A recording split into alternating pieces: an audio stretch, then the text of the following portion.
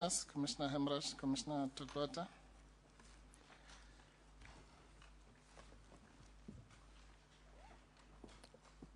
I'm going to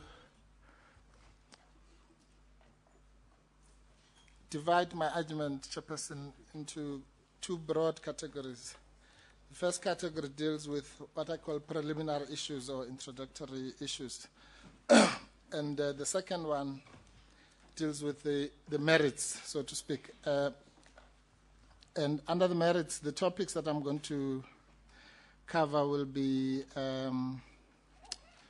the issue of the 11th, or what I call the absolution or exculpation of the NUM. I won't spend a lot of time on that because it has been discussed, and most of the issues that I was going to cover have been covered. Then I will deal with the availability of putative self-defense as postulated by the evidence leaders, which is the joint heads that were referred to. Then, Chairperson, I'm going to deal with the issue of criminal liability involving various stakeholders and persons. A subheading under that, which I'll deal with separately, would be corruption, the corruption charges, and perjury. In other words, the non-murder charges. Then I'm going to deal with the issue of muti, and then the alleged collective or vicarious liability of the strikers, and then a broad rubric of selected recommendations, which are in my heads or in other people's heads, or which are not in any of those which we were going to present. So on the merits, those are the key issues, Chairperson. I thought, just by way of lightening the atmosphere, Chairperson, seeing that you almost, or not almost, you did miss out on the praises that Mr. Rampel was planning for you. I probably deserve to. Yes. And seeing that the reason was because of your probing questions, and since I expect nothing less, then I might as well expand the praises now so that they cannot be withdrawn later.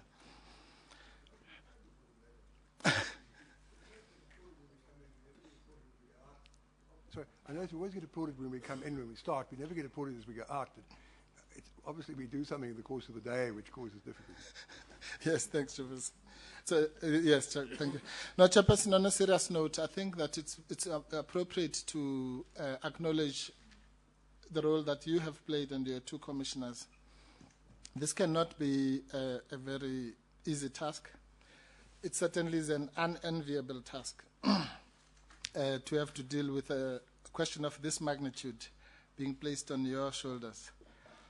And in the past 2 years, we have seen all three of you doing your best to ensure that the parties, balancing all our various and sometimes conflicting interests.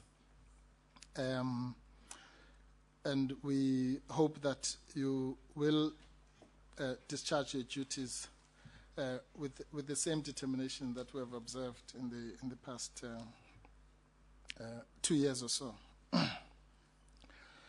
I think I might also thank my colleagues here, and also, although sometimes we're on different sides of the divide, we managed to keep the spirit going.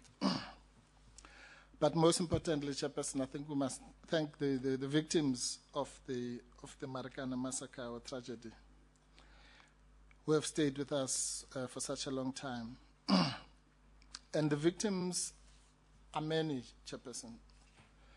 Victims are the people primarily who lost their loved ones, those who were injured. But there are many other victims that have lost their lives even subsequent to the 16th of August. Some, their cases were covered in the media, some were brutally killed on various parts of the divide.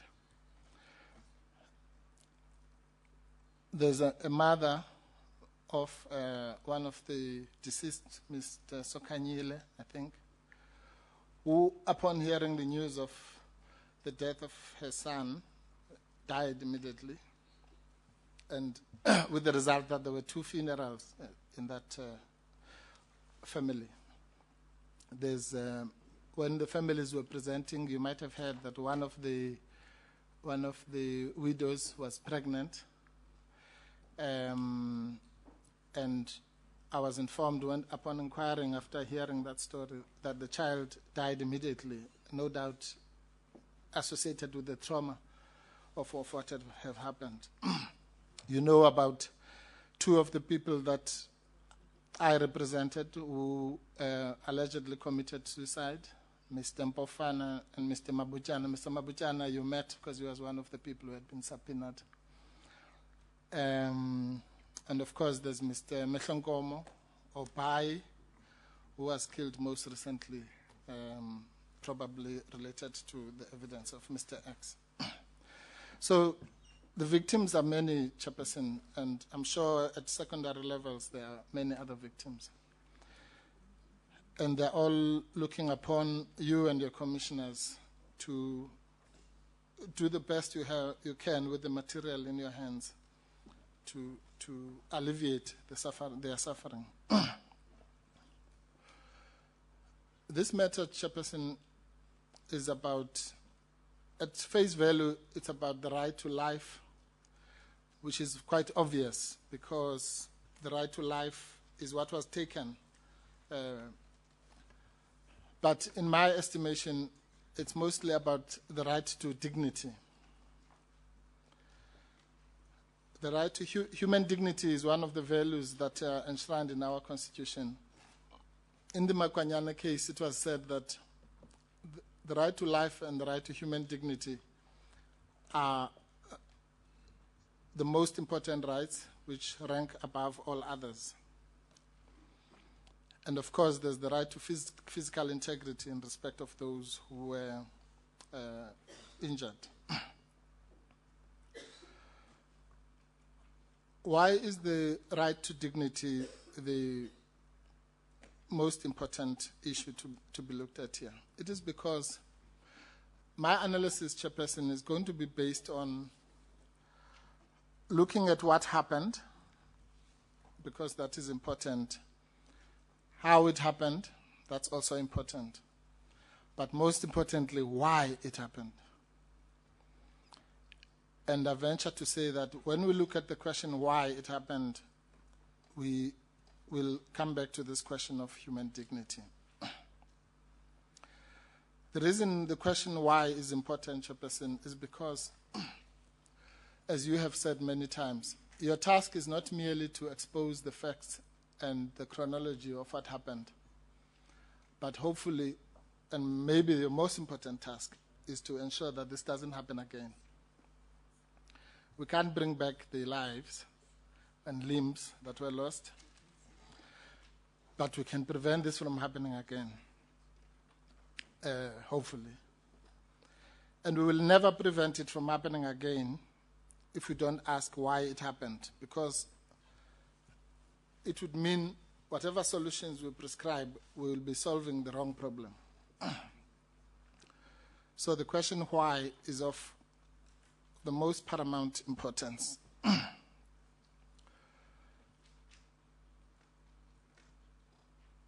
Another issue that I want to raise by way of introduction is that we are dealing here by and large with people who are poor, who are uneducated relatively to different degrees.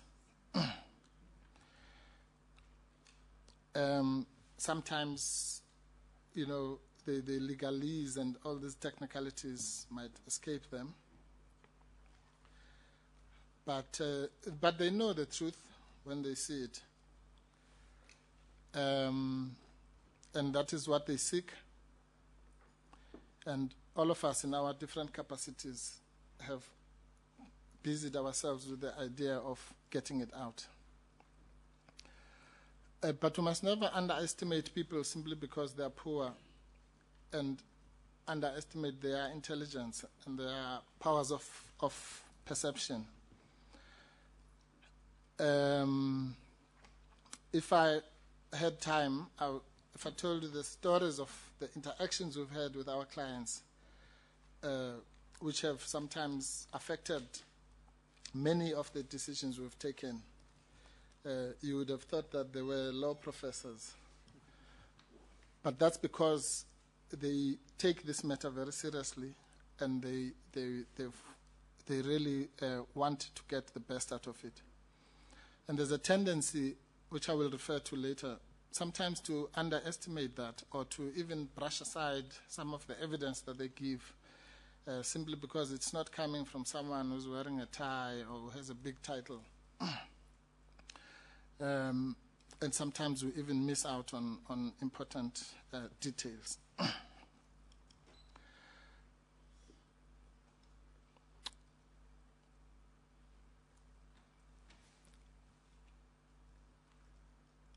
Then I'm going to talk about what I call the tools of analysis that I'm going to use, Chairperson, in this address. Those tools are set out in my heads of argument. And Chairperson, of course, at the risk of stating the obvious, it's something that you've said. I'm not going to regurgitate what is in my heads. I will choose certain sections which I feel are important, and hopefully engage with the panel on some of the more gray areas.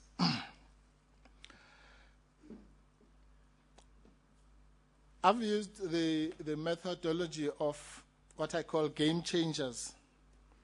That's one of the tools that I'm going to use. That goes hand in hand with what I've said about the why question. Because game changers, by definition, means these are things which are significant turning points which led us to the disaster that we're here about. And as you know, I've identified 3 of such game changers, and each one of them have their own little children. But the key game changers are what happened on the odd numbered days of that week, the 11th, the 13th, and the 15th. On the 11th, as we know, was what we refer as the NUM attack. On the 13th was the skirmish near the railway line. And on the 15th was the culmination of the political pressure. And our view is that what happened on the 16th was simply a culmination of all those factors and other related factors. But these 3 played a significant role. Then, of course, I'll be making references to the terms of reference, because that's, after all, is what we're here about. And then the themes, there are 10 themes that we set out in our opening address.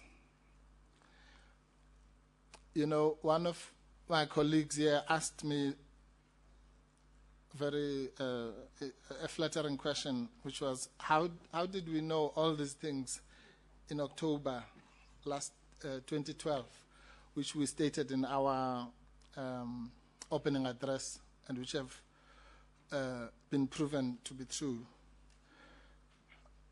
And my answer was that there's no magic in it. The mere fact that we are the only party which represents eyewitnesses, people who were there, because the other people unfortunately lost their lives, so they can't speak for themselves. And then, of course, it's only SABC and the police and the government agencies that were there. But the people we represent were there. to them, this is, it's no mystery about what happened at this point and that point, because they were there. They lived through it every minute. Long before the commission started, we had a clear view of what had happened, because we had gone through the bail applications and so on, and we had consulted with the people. And I just want to mention one thing, Chairperson, and to counterpose it with what I'm going to say were attempts by other parties to pull the wool over the eyes of this commission deliberately, which is unforgivable. And it is this, despite the fact that the people we represent don't have resources to organize a 9-day conference at Roots and prepare a version, so to speak, or millions and millions of rands to ensure that, to delete entries from this and that book. Speaking for myself, I was very satisfied that the version that they gave us before the commission started was foolproof, and there were checks and balances that one was able to apply to see that more or less this is what occurred on that day. I'll give you a small example, Chairperson. On the question of where the people were going, that when they left copy 1, their 100% intention was to go to Nkaneng. I have never had any doubt. And the reason for that is simple. When we went to consult with the people, I think it's around the 20-something of August, we were able, as you know, they were kept in 3 different police stations. Because we were talking to people who were not talking to each other, so the chances of them having a meeting to conspire about this were eliminated. It was clear to us that there is consistency. But to make it, let's assume those ones had managed to conspire in the Kentas about this issue. We then went to visit those people who were in the hospitals, who had not been with this group, or were in hospital in the cells, like Mr. Patch. I think there's actually a transcript of an interview that was done with Mr. Patch and other people in one hospital when they were being visited by the president. And in that transcript, I'll give you the reference, Chairperson. Those people there sitting in that hospital were saying exactly the same thing. We were going home to Nkaneng. We went around the kraal. We were boxed into a gap, and we were shot. And they had not had any contact with the other people that we were talking to in the police stations. And so for us, for other people, this might have been a big revelation. By the time the commission started, we knew that the people had never intended to attack the police. And they might have left in different groups or with different modes. Others were walking, others were running. But they were ambushed when they were trying to escape to the township. And that's just one example of the advantage that we have as a party of being dealing with eyewitnesses, as it were, as opposed to trying to piece together objective evidence, which has been the unfortunate burden of some of the parties. So those are the tools of analysis. And then, of course, we'll talk about legal parameters that are applicable, Chairperson. We've made the point in our heads that one should not be overly or too legalistic about this. This is not a court of law. But the reason why we have a judge and 2 senior advocates and all of us here is because the method that we're going to use to get to the outcomes that we seek is inevitably legalistic, and therefore we can't avoid that, although we mustn't elevate it to the be and end all. So those are just the remarks that I wanted to make by way of introduction. Maybe the last point in that line is that I'm going to focus in between what I'm going to say and what I've called the merits on the three organizations that, in my respectful submission, were at the center of the causal chain, as exemplified by the game changers, and that is the National Union of Mine Workers, Lonmin, and SABC, and the various relationships, bilateral and trilateral relationships among them, which in the past we have called toxic collusion and the unholy alliance.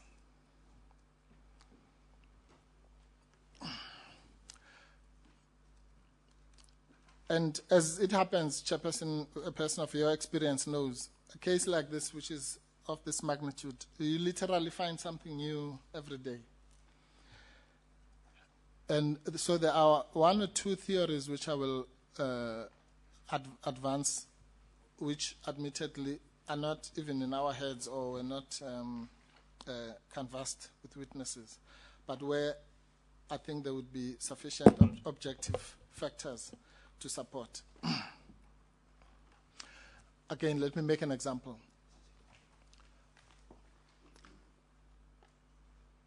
It is my view, Chairperson, that the role of the National Union of Mine Workers in this saga is maybe larger than we all think. And by that I don't mean that, the moving around in the quantum that Mr. Tip and I always talk about, or that they kill people or anything like that. I just mean that it is very clear that at the center of the political motives and all the forces at play that brought about this disaster was this desire to save the NUM from what the chairperson called yesterday bleeding of membership, or weakening status in the platinum belt and so on, related to what had happened in Impala, and I'll develop that theory when I talk about the collusion or the third game changer. That is, every time you relook at this, it seems to be looming very large as something where there was some kind of consensus among the parties that I say were the cause of these events.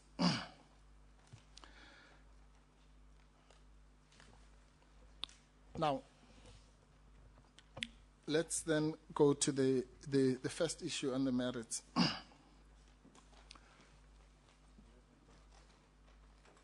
It is the issue of the justification of the actions of the NUM on the 11th. And I'm not going to approach it now from the point of view of criminal liability and so on, because I think that has been canvassed. All I can say about that, Chairperson, is that firstly, the law in Van Wyk is of doubtful applicability. Well, firstly, I think the law in Van Wyk's case is not helpful to the NUM because of what has already been stated, that those people who were shot by members of the NUM clearly when they were fleeing and not in the course of any imminent attack.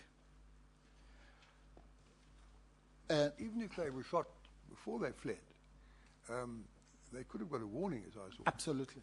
And if they'd got a warning, either both spoken warning, as well as a warning shot or two in the air.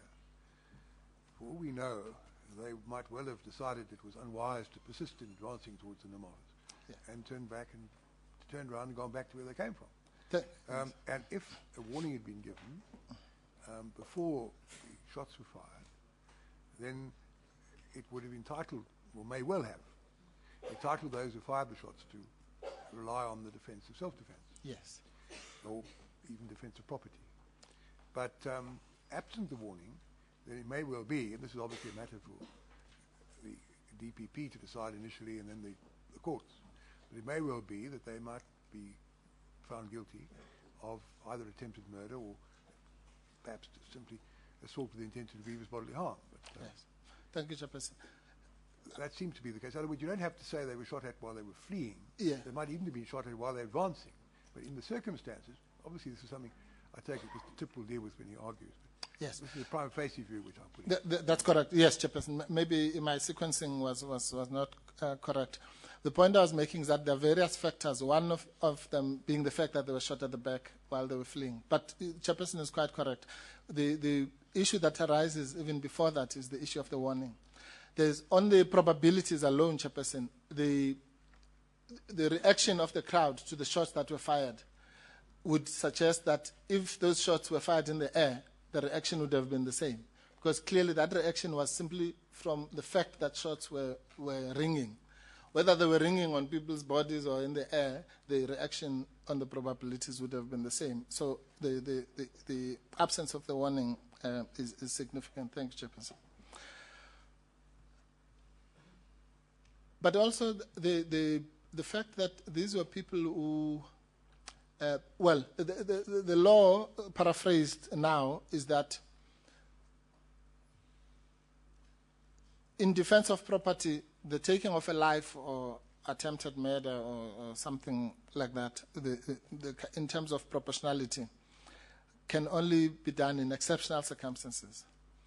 And again, without canvassing the blow by blow, just the mere geography of where each of the groups were would suggest that these were not yet emergency or exceptional circumstances. The fact that they had been warned, the fact that they actually took the advice of taking the quantum away, and even if one says, okay, well, they might not have had the means to take the files away and so on, not even asking. They were told in no uncertain terms, in so many words, by Julius Mutlukhelo that this is a rumor. And they didn't even take steps to ascertain whether the rumor was indeed so or not. And again, one doesn't take an armchair approach to these things. But on the totality of the circumstances, it would seem that or at the least, let's say, the exceptional circumstances have not been established.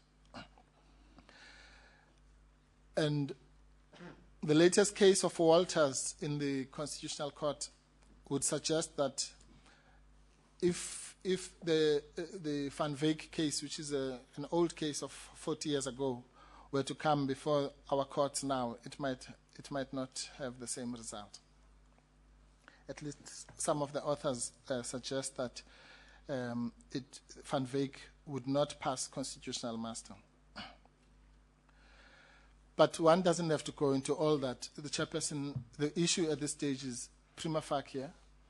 We know that, as a matter of fact, the police actually charged or had a list of suspects, although they didn't action it. The docket, didn't they?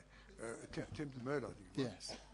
And it seems from the evidence that the investigation stopped in respect of that docket while the Commission was sitting, and I take it nobody, least of all us, imagined for a moment that the Commission would take as long as it did. That's correct.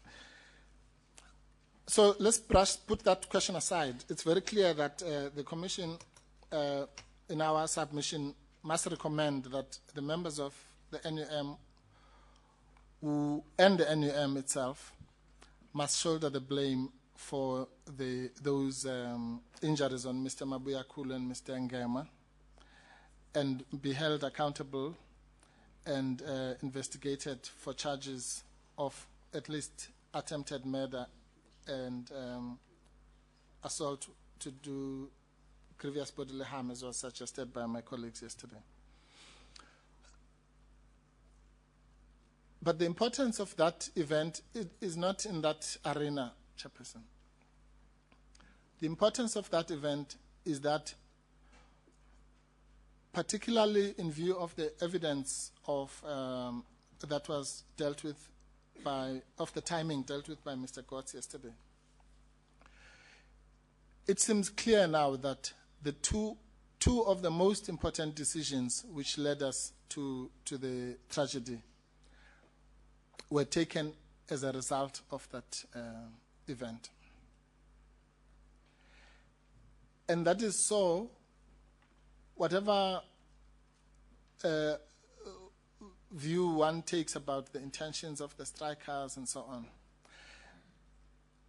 and one has to, there's this idea that matching or being dissatisfied with something suggests violent intentions is something that I don't understand, Chairperson. Let's assume that the strikers were annoyed by the fact that management had said they can only talk to them through the NUM. Let's assume they were also annoyed by the fact that the NUM had taken steps to break the strike. Let's assume that they were annoyed by the people driving around in the Quantum and all the other reasons that have been suggested. That does not mean that they are marching in protest of all those things necessarily meant that they had violent intentions. And the reason for that is we know, as Mr. Mabuya Kulu said, this crowd, it was exactly the same as he constantly put it. It was the same as the 10th, as the previous day. So just as they marched to the LPD to air their grievances about wages, they were marching to the NUM to air their grievances about whatever. But as to their disposition, it was exactly, they were in the same space as they were on the 10th. And the importance of those shootings is that, and the reason why we call it a game changer, is that clearly the two very crucial decisions that were taken that day. One was that they should no longer be meeting near the stadium because they would be vulnerable to further attacks. And as somebody said, because also it was mine property. Two was that they took a decision to arm themselves. As we now know, with the benefit of hindsight, that those two decisions played a crucial, but very crucial part to get us where we are now.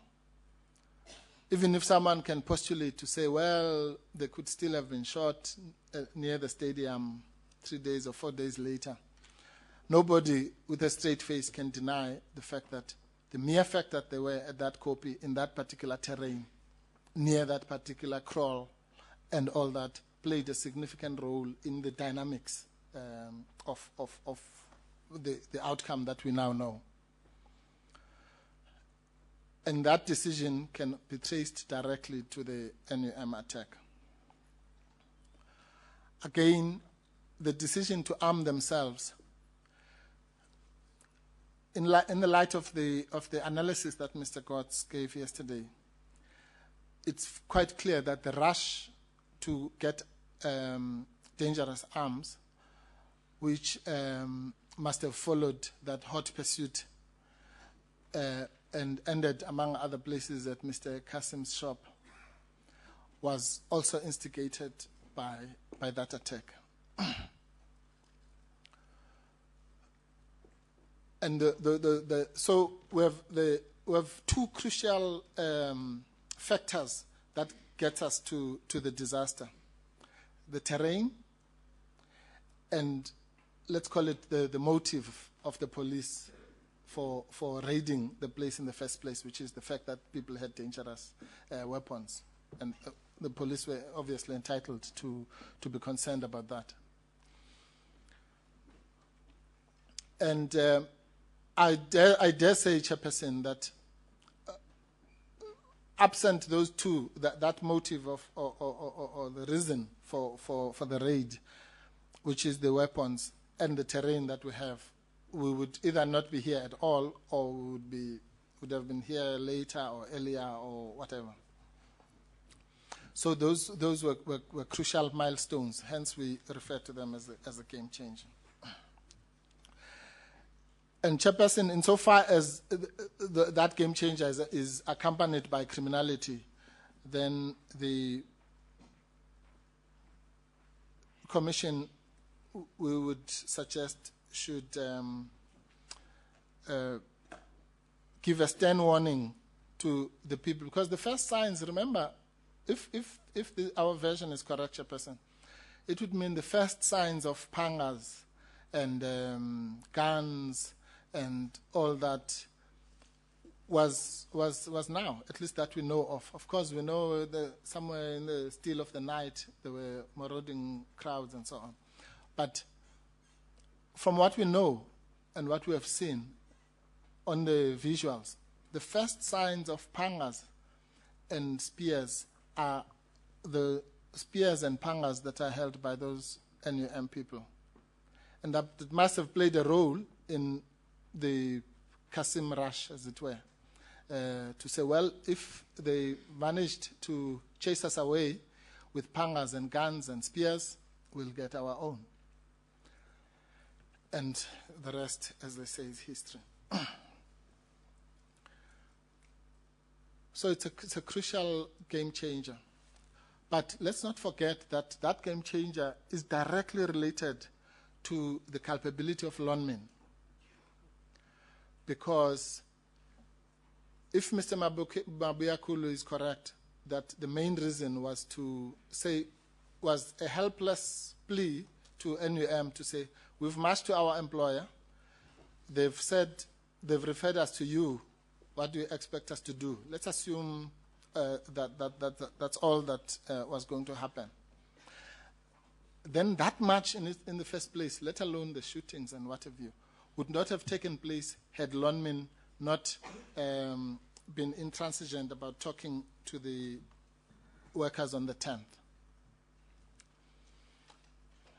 And so that's why I was saying some of these game changers have their own brother game changers, as it were.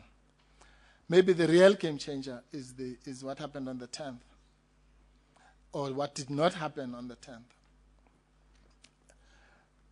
which, as we know, was really a decision that cannot be justified. Forget about whether Exhibit XXX8 was binding or was signed by this one or not signed by that one. The point of the matter is that does it make sense?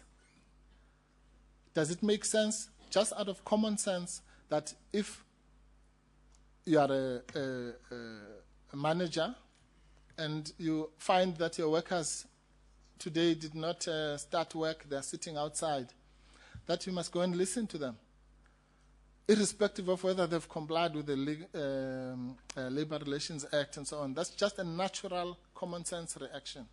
So what is contained in XXX8 is what a reasonable employer should do anyway, which is to talk to the people and ask them in proper circumstances to select a committee, have a counter committee on the side of management, and so on.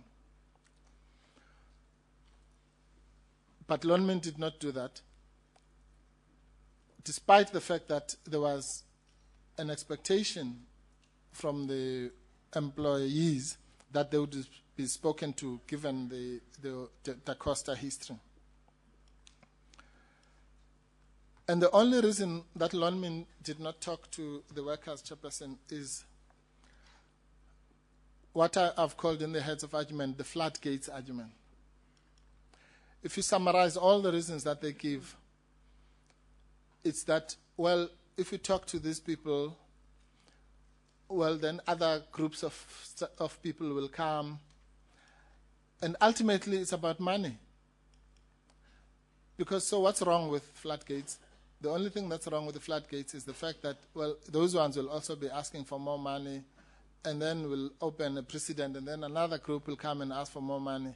So for these financial considerations, we will do something unnatural and refuse to speak to our own employees. There seemed to be another factor at play, and that was their belief that because of the 2-year agreement, nothing could happen in between. A view which was, of course, shared by the local branch of NUM.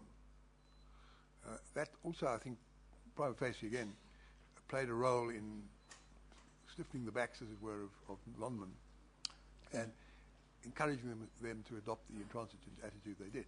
Yes, that is such a person. Well, my only submission in respect of that is that in respect of both of those parties, it was grossly unreasonable for them to believe that.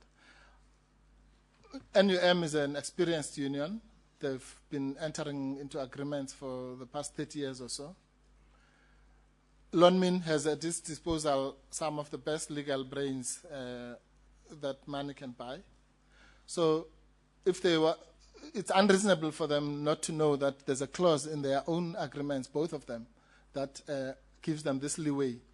And you'll remember, Chairperson, I don't have the reference, I think it was Mr. Zokwana or Mr. Qilichan, but one of them said that on a previous occasion, it had occurred that I think because there was some inflation, unexpected. Kwana gave an instance, I think it dated back to something like 2005, sure, where there was a 2-year agreement or a 3-year agreement over a period, which provided for an inflationary increase. Absolutely. And the rate of inflation jumped dramatically during the period, so the inflationary increase was totally inadequate.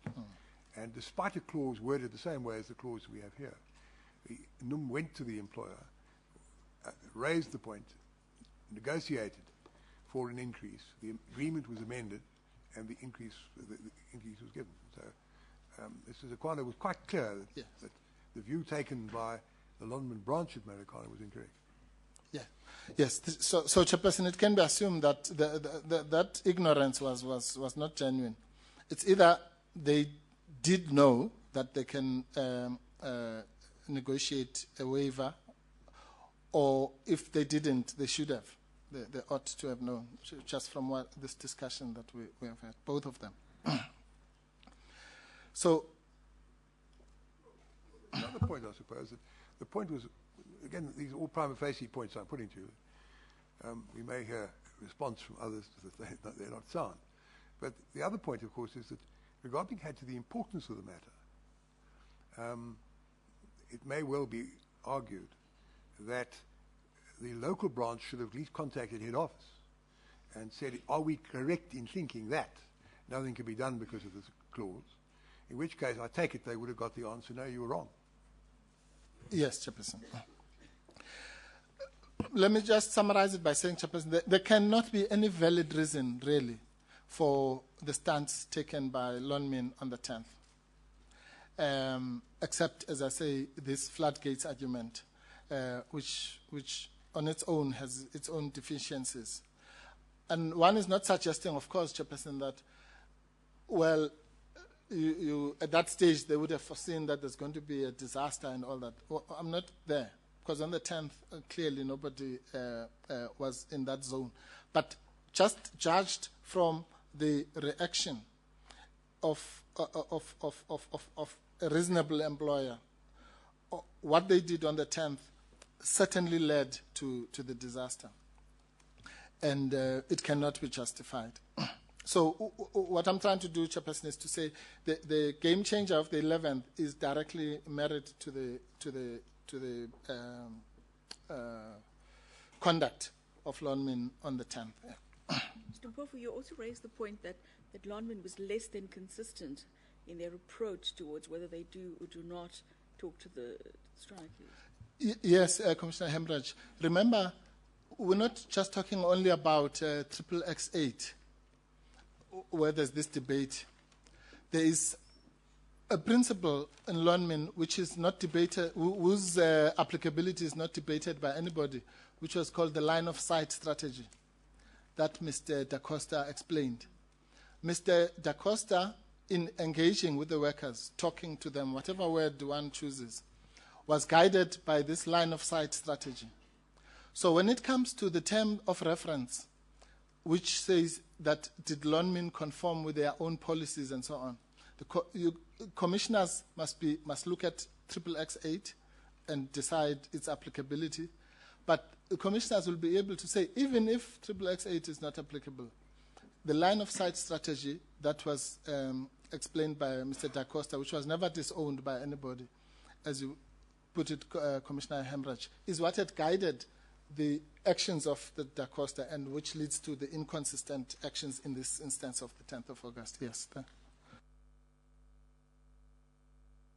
So it covers one of the terms of reference, but it also covers the factual sequence. So the finding must be made against Lonmin on the adherence to its own policies and practices and so on, without any doubt on that basis alone.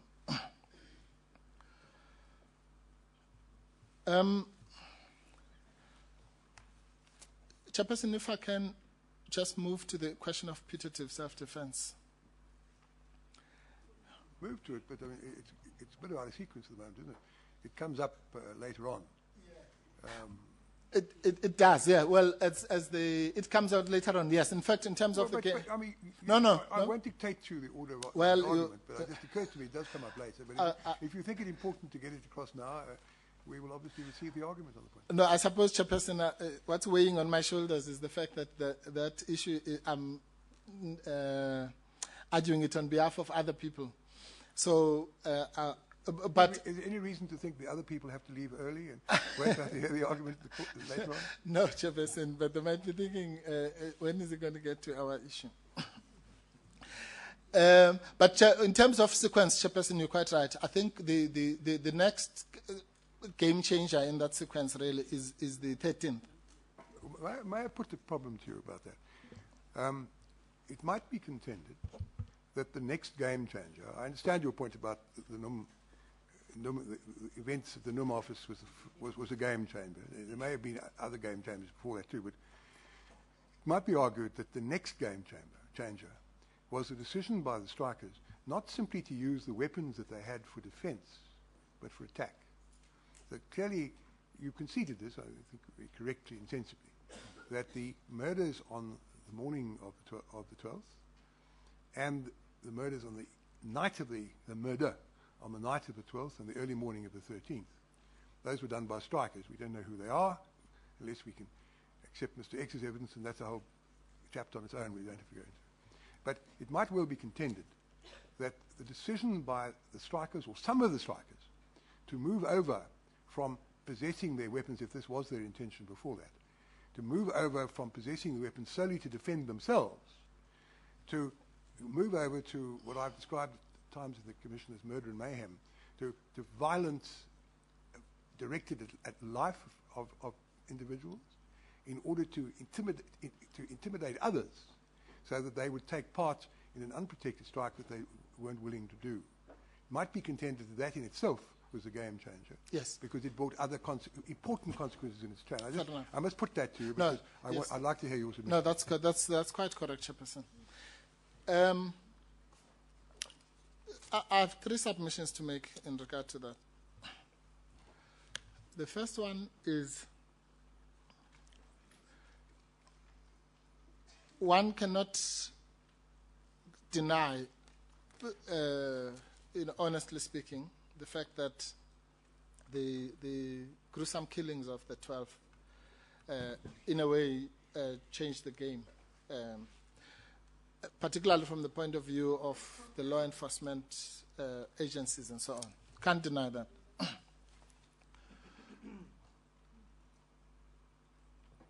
The issue here, Chairperson, is this, and this again is one of these issues that, as you delve into the matter, come to you.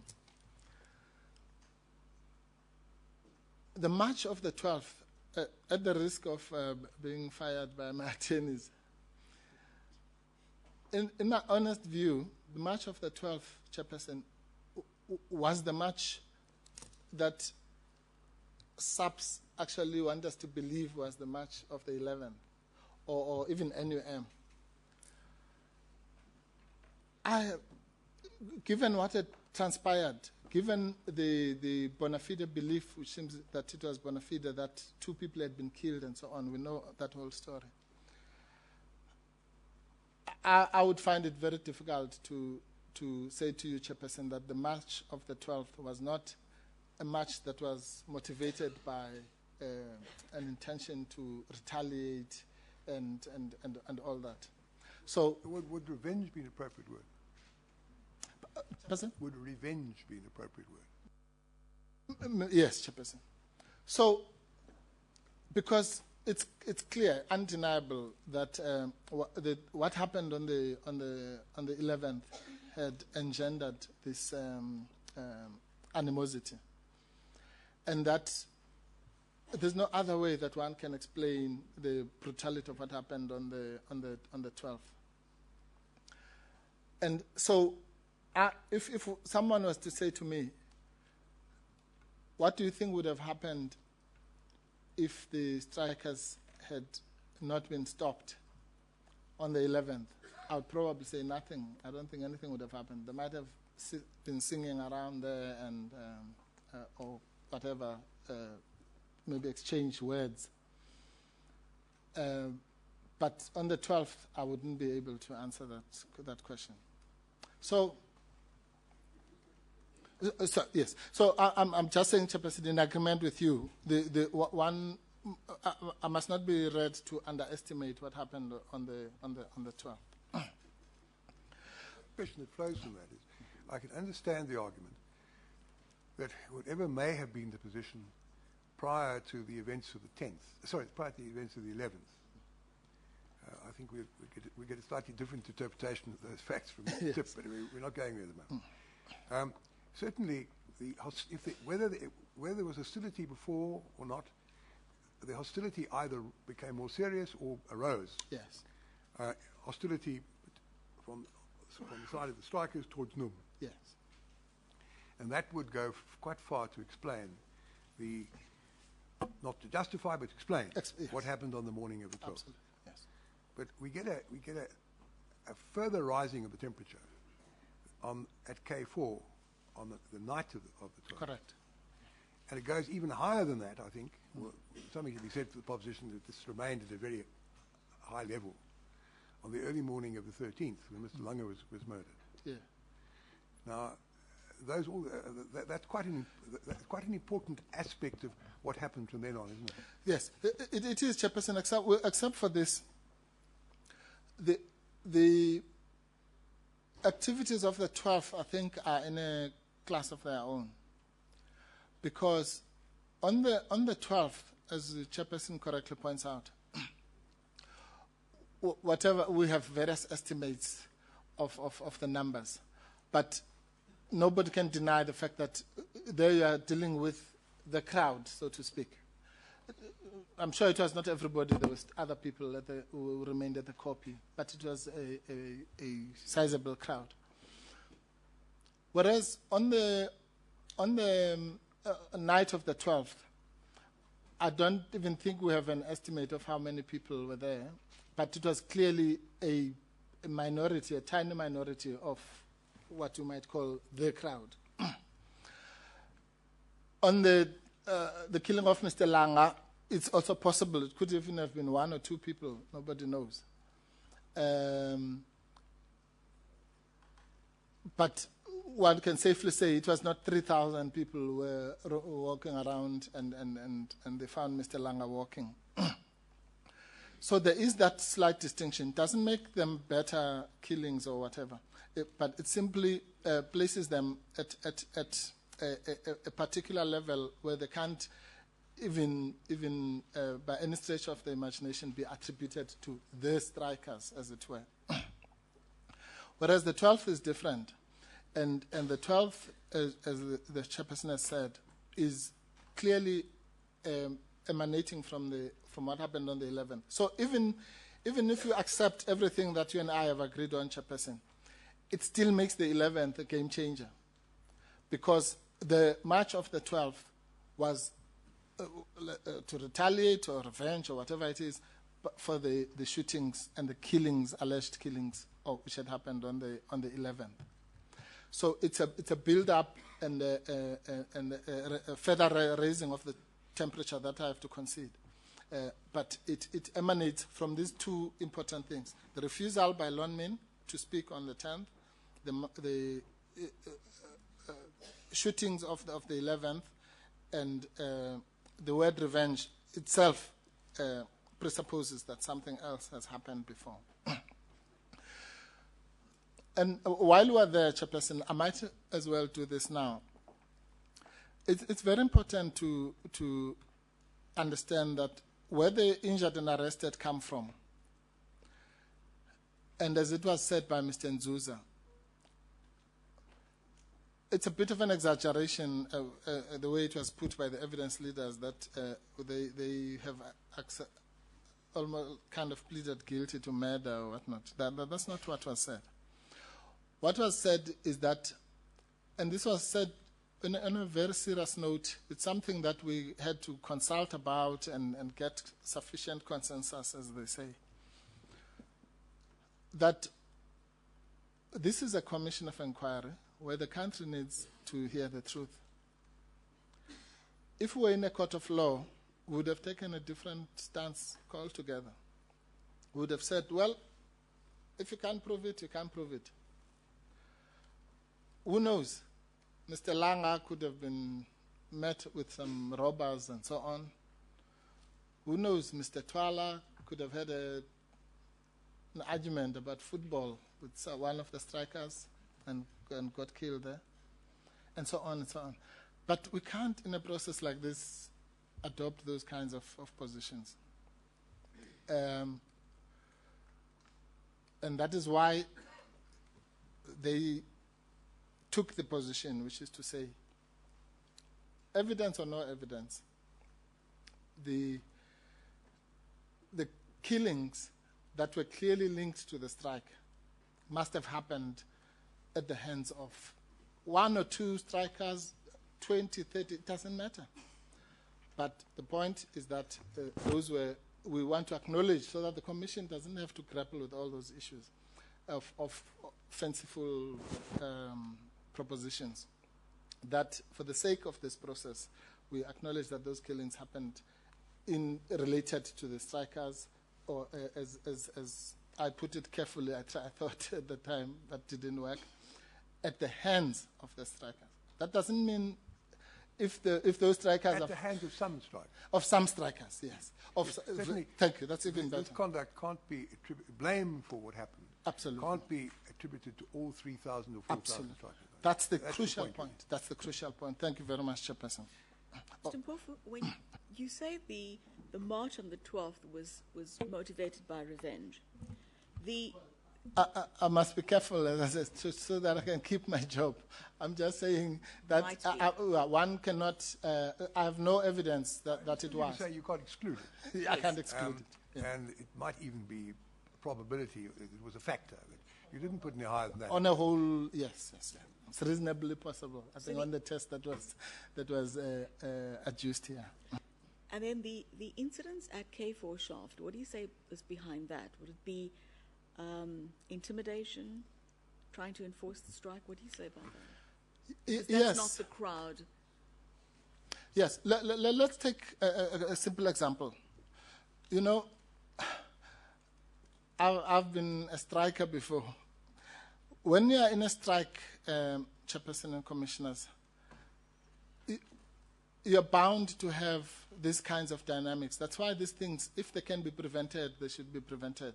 As Mr. Ramaphosa said, the history of strikes in the mining industry in this country is well catalogued, and it's full of many corpses and killings of non-strikers and all that. In fact, I remember specifically, I think it was in the 80s, when there was a campaign by the NUM to save some of its members who were facing the death sentence. You know, so these things are not, it's no secret. It's in the Butler book, it's there, and I canvassed it with Mr. Ramaphosa, and he candidly admitted that, yes, there was a lot of violence, some of it on non-strikers and so on. So let's not even go to that history. Let's just look at Impala. We know that that kind of phenomenon was happening a few months before this disaster.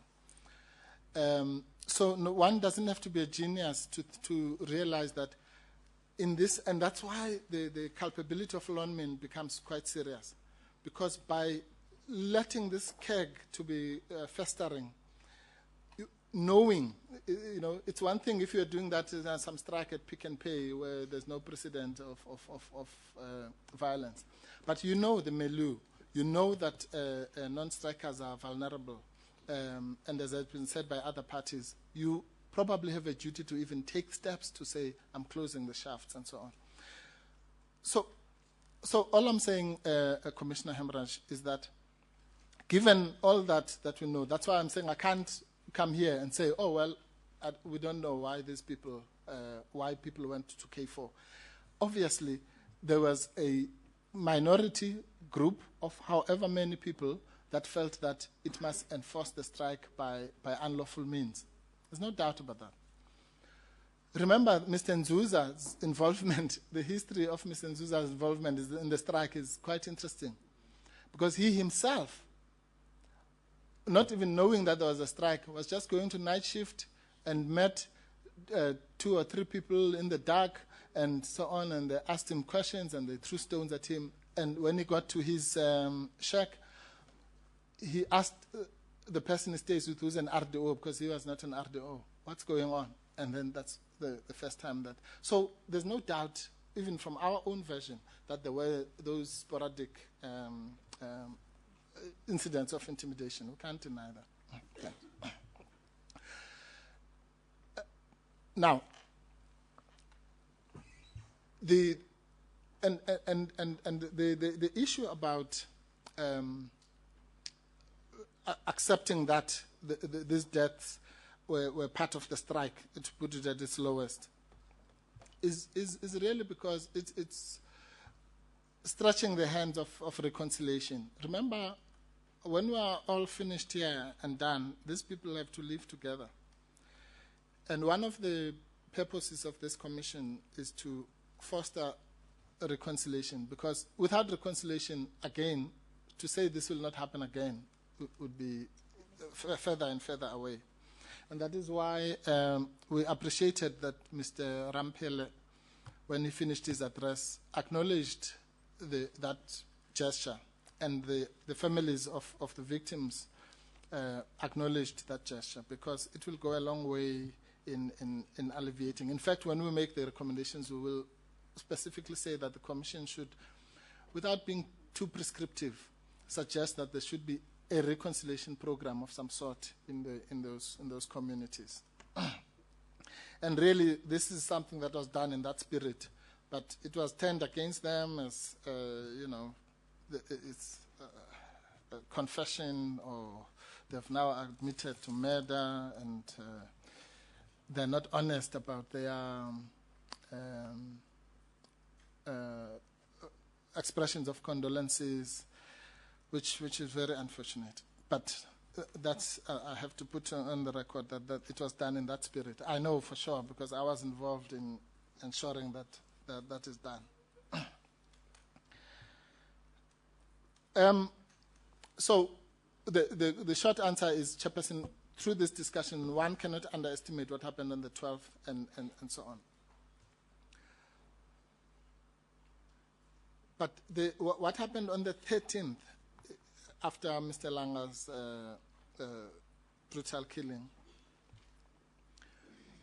then plays another crucial role in getting us to, you see, Chairperson, let me put it bluntly like this.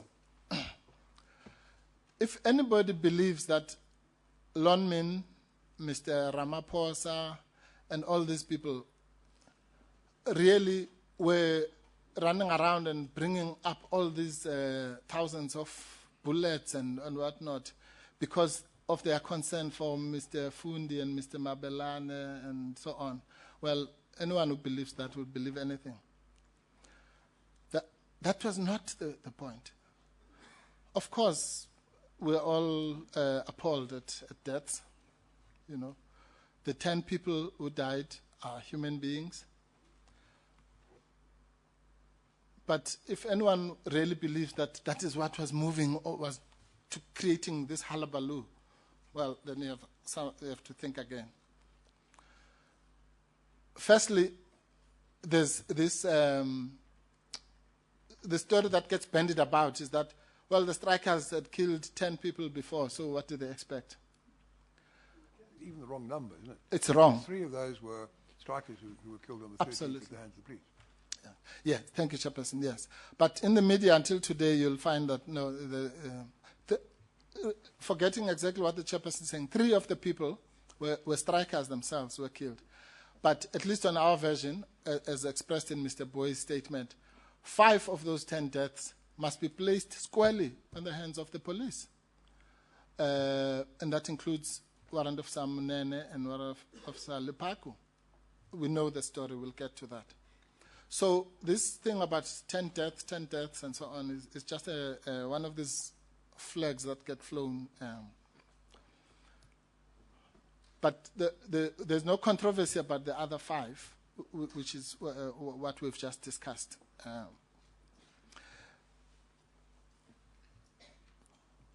Now, I was saying that let's even assume that these bigwigs were worried about those 5 deaths. With the greatest respect, Chairperson, people die. I think in Soweto alone, we have every weekend 10, 15 people who die. We've never seen all these people running around and bringing thousands of and the STF and what have you. So it's a lie. It's a lie that they were moved by that. By that. No, I'm not saying they were so inhuman as to be unmoved, but I'm saying the hive of activity that we saw there was not driven by that. And that's why the 13th is in a league of its own. The 13th, Chairperson, happens when all the objective evidence that we see is that those strikers were not a threat to anybody. Maybe I'm overstating the proposition because we know that they were holding dangerous weapons. But apart from that, Chairperson, these are people who, a small group of about 100 or so,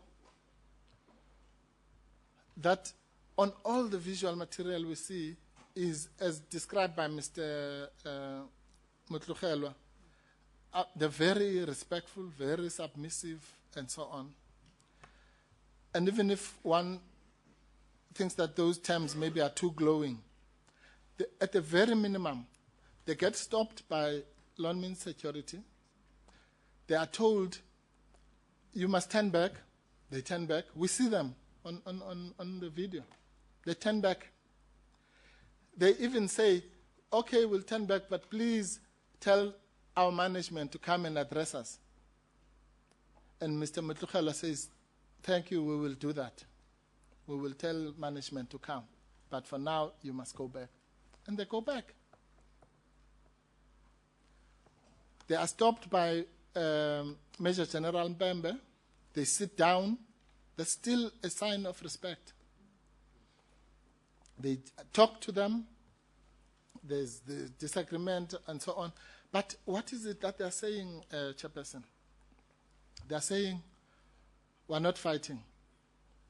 More than 10 times, and I think it's QQ2, that transcript. And the video is Z1. We're not fighting.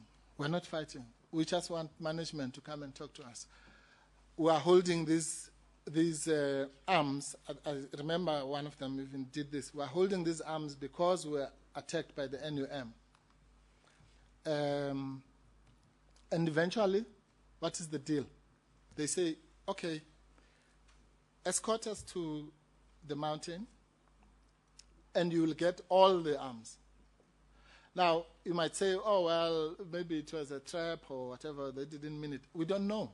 But here was an opportunity for a voluntary disarmament of the strikers, offered by them. They say, escort us, then you will get all the weapons, not just these 100. You'll get all.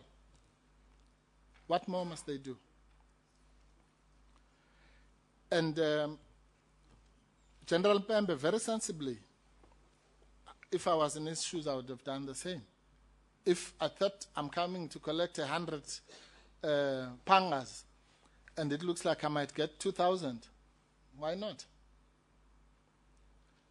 And that is why General Pembe acceded to that and reached an agreement, as Mr. Boy called it, a non-verbalized agreement.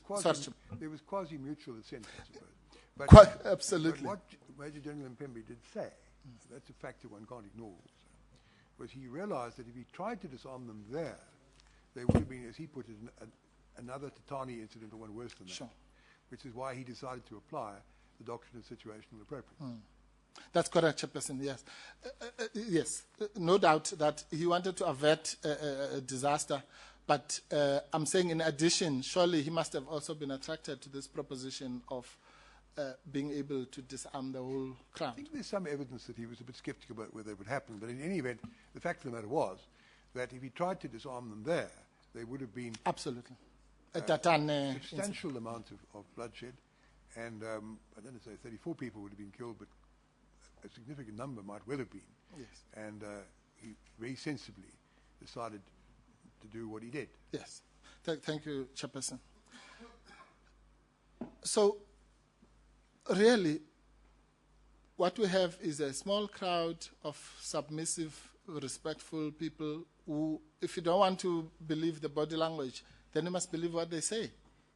That we're not fighting, we have no problem with the police, and so on and so on. And a very significant thing happened, which you see in video Z1, which has a bearing on the massacre itself. When they defied Major General Pembe, as it were, and he allowed them to go,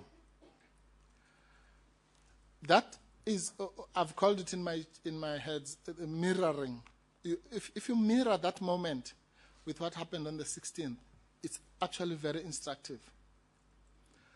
Because here are these people, they are doing exactly what they did on the 16th when they were massacred. They are singing, they are doing this with their arms, they are crouching, and these were seen as big scenes, as it were, on the 16th. And what's more, there's a line of armed policemen in front of them. And they go towards that line, exactly what happened on the 16th. But those policemen didn't open fire on them. And they let them through. And the strikers, surprise, surprise, did not attack them. They walked. They were escorted by the police. A mirror image of what happened on the 16th. And until we know what happened, then until the tear gas came. So let's, for now, factor away the tear gas and the stun grenades. What happened in that 500 meters or so is exactly what should have happened on the 16th.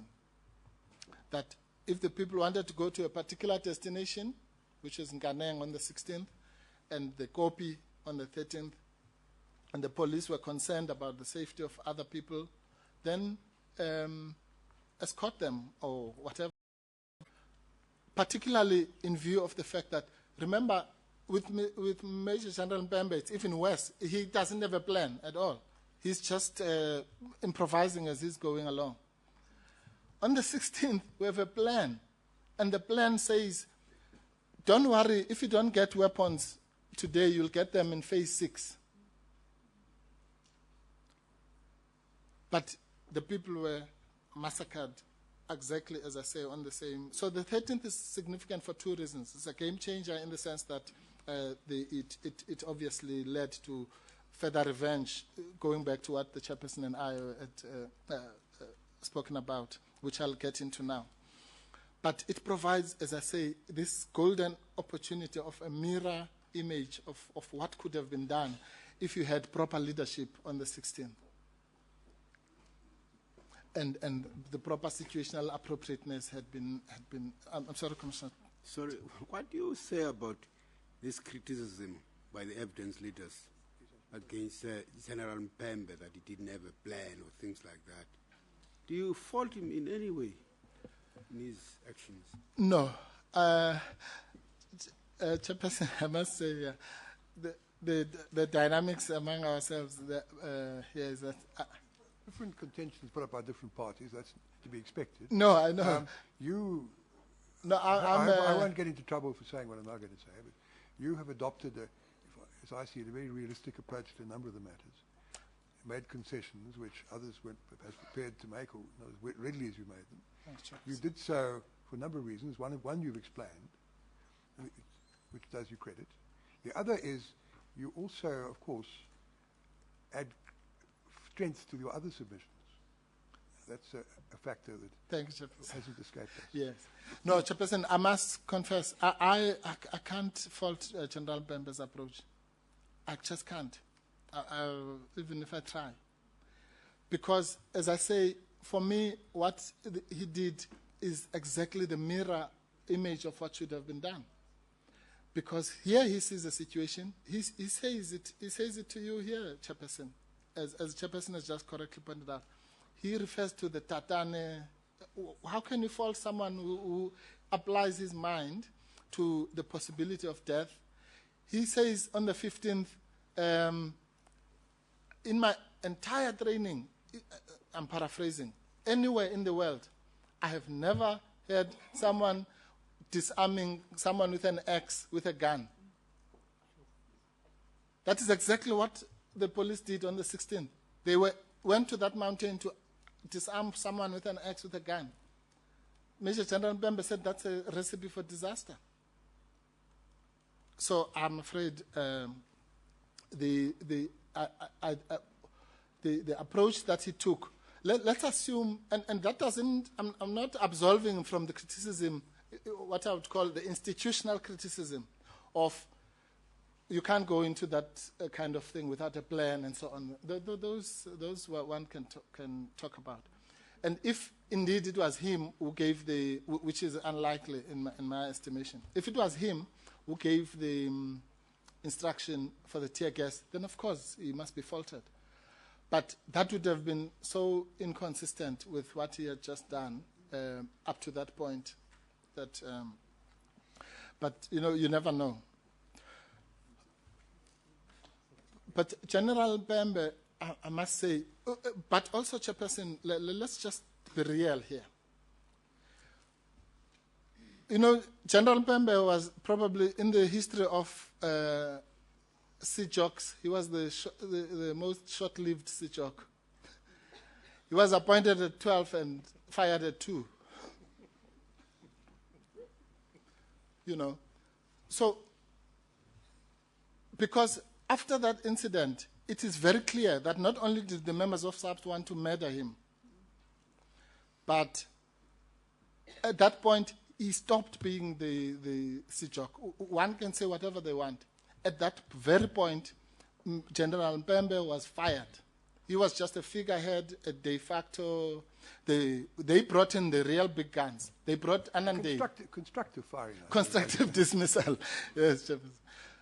That is why the Anandales of this world, with their gung-ho approach, STF, all these people are brought. The 13th is very, very important. Why do you think all of a sudden we have Anande? We have, who's doing the plan? It's Scott, an STF man. Who's the hostage negotiator? It's McIntosh. So the entire picture changes. It's war now. The Mpembes of this world, with their situational appropriateness and what have you, must move out. it's war now. Scott says it in his affidavit, in his statement. I've quoted that in my replying heads. He says, at that point, sorry, Chairperson.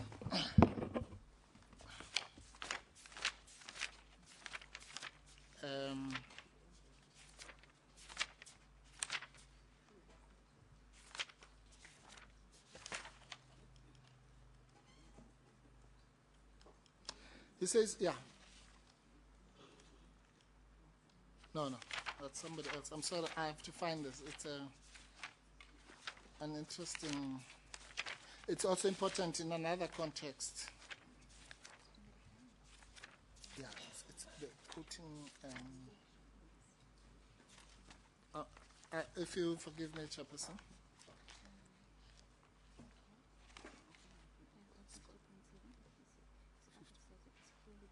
No, it's in the replying heads. Actually, this quotation, I got it from the LRC heads. So I suppose it's a case of easy come, easy go.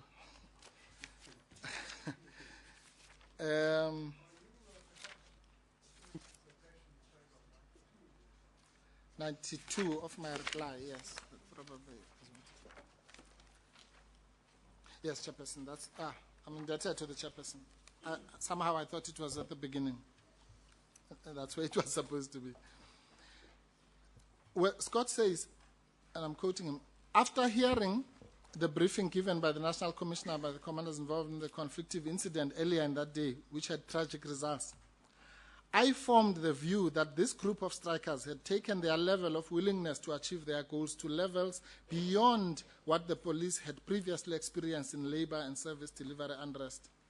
They had moved from destruction of property and harming of non-striking employees to standing against the authority of the state vested in the police by attacking and murdering police officials when they tried to enforce the law.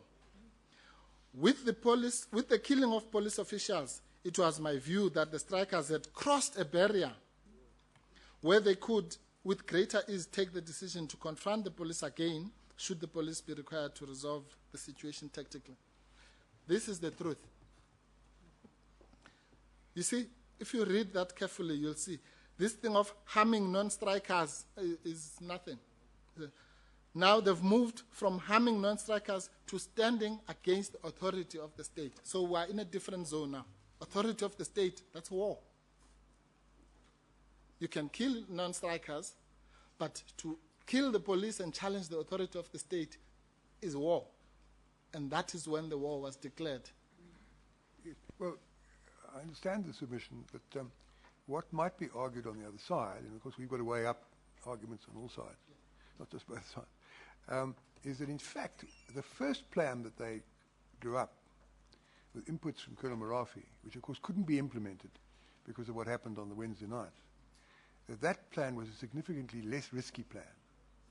And that plan might have achieved what they wanted to achieve without bloodshed at all. It was never given a chance, of course. And what Scott also did, in fairness to Scott, was he said, before we even go there, we really should try the road of negotiation. And you say they may be the wrong negotiator, but there's nothing wrong. I'm not sure that's correct, but that's I know that's what you said. But the principle was a good principle, wasn't it? The good principle was, let's not go onto the attack. Let's rather solve the problem, if we can, by negotiation. So that's another point, to be fair, to put on the side of Scott. The other point that arises is later the decision to bring the trade union presidents. That also was an attempt to go the peaceful route. So these are all factors which operate on the other side. The last point that I must put to you, and I just put these to you so you can deal with them if I'm on the wrong track, prima facie views. I know you criticise bringing in the SDF, but the interesting thing about the SDF is they didn't fire a shot. And Colonel Gaffley, who was in charge, in fact was horrified when the K9 people started firing away into the bushes. And he told his own men to duck, and he ordered ceasefire. So I understand on paper it sounds terrible they brought in the SDF, and you think that you get the idea of cashing transit heists and the activities that go on there taking place at Marikana. In fact, that didn't happen as a result of the bringing in of the SDF. It may well be, and I understand this is your argument, the main point that you make in this regard, I'm just putting it to make sure I understand it correctly, was bringing in those people from head office, brought in a different ethos, a paramilitary approach to solving a problem which should have been solved in another way. I understand that argument. But I think, to be fair, the points I put to you on the side of Colonel Scott are also points to be borne in mind. Unless, if you disagree, perhaps after we've taken the tea moment, you can tell me why. Thank you, Chairperson. 15 minutes? Thanks.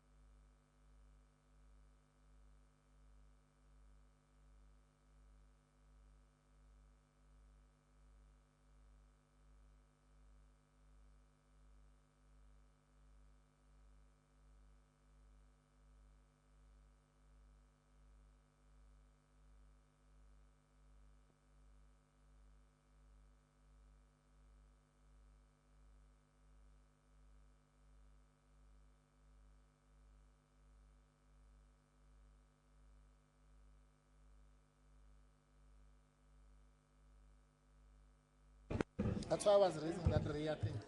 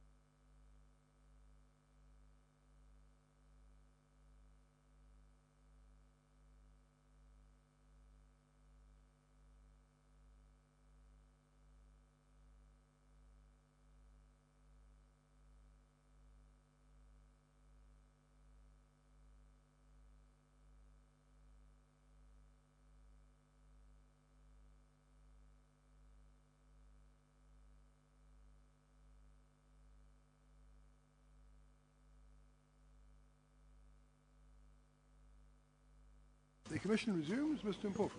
Thank you, Chairperson. Chairperson, please, I think I didn't get the third leg of your question, but if I cover it, then if not, I'm sure you'll... Sorry, the gist of what you are putting to me, Chairperson, is that what I call the bringing in of the of the big guns had other elements to it. I acknowledge that, Chairperson. Remember, I was raising this question, this issue in the context of Mpembe, the role of Mpembe. And the point is there was a change of approach and attitude, yes. And that was the more militaristic, absolutely, what you call the SDF approach. It's really the militarized police, the remilitarized yes. police force attitude from head office, which was not the attitude which you say General Mpembe adopted. That was the main thrust of your question. I think I indicated to you yes. that I didn't have a problem with that. Yes. Yes. But the operational responses, you know, and so forth. That's correct, Chairperson. Yes, but I acknowledge the points that you make. I was simply saying this.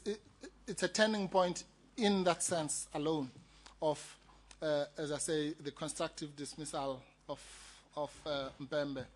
More than constructive dismissal. I mean, he was threatened with murder, and the taking over of the apartheid machinery. If you are thinking in terms of constructive dismissal and so forth, then again, this is a point obviously has got to be dealt with by your learned friends, but it does appear, and this is based on something De Rover said actually, it does appear that if he'd been left in charge, based upon what he said on the Wednesday night to Mrs. Akwana, things would have turned out differently. Might well have. Let's put it that way. Might well have turned out differently. And Mr. De Rover made an interesting little remark somewhere about, but I forget exactly how it was put, something along the lines of Mpembe wasn't listened to or didn't have much influence or words to that effect.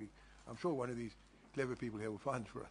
But that effectively reinforces the point you're making. Yes, Chairperson. Yes, that's completely true, Chairperson. It shows that, not actually, Chairperson, it goes further than that.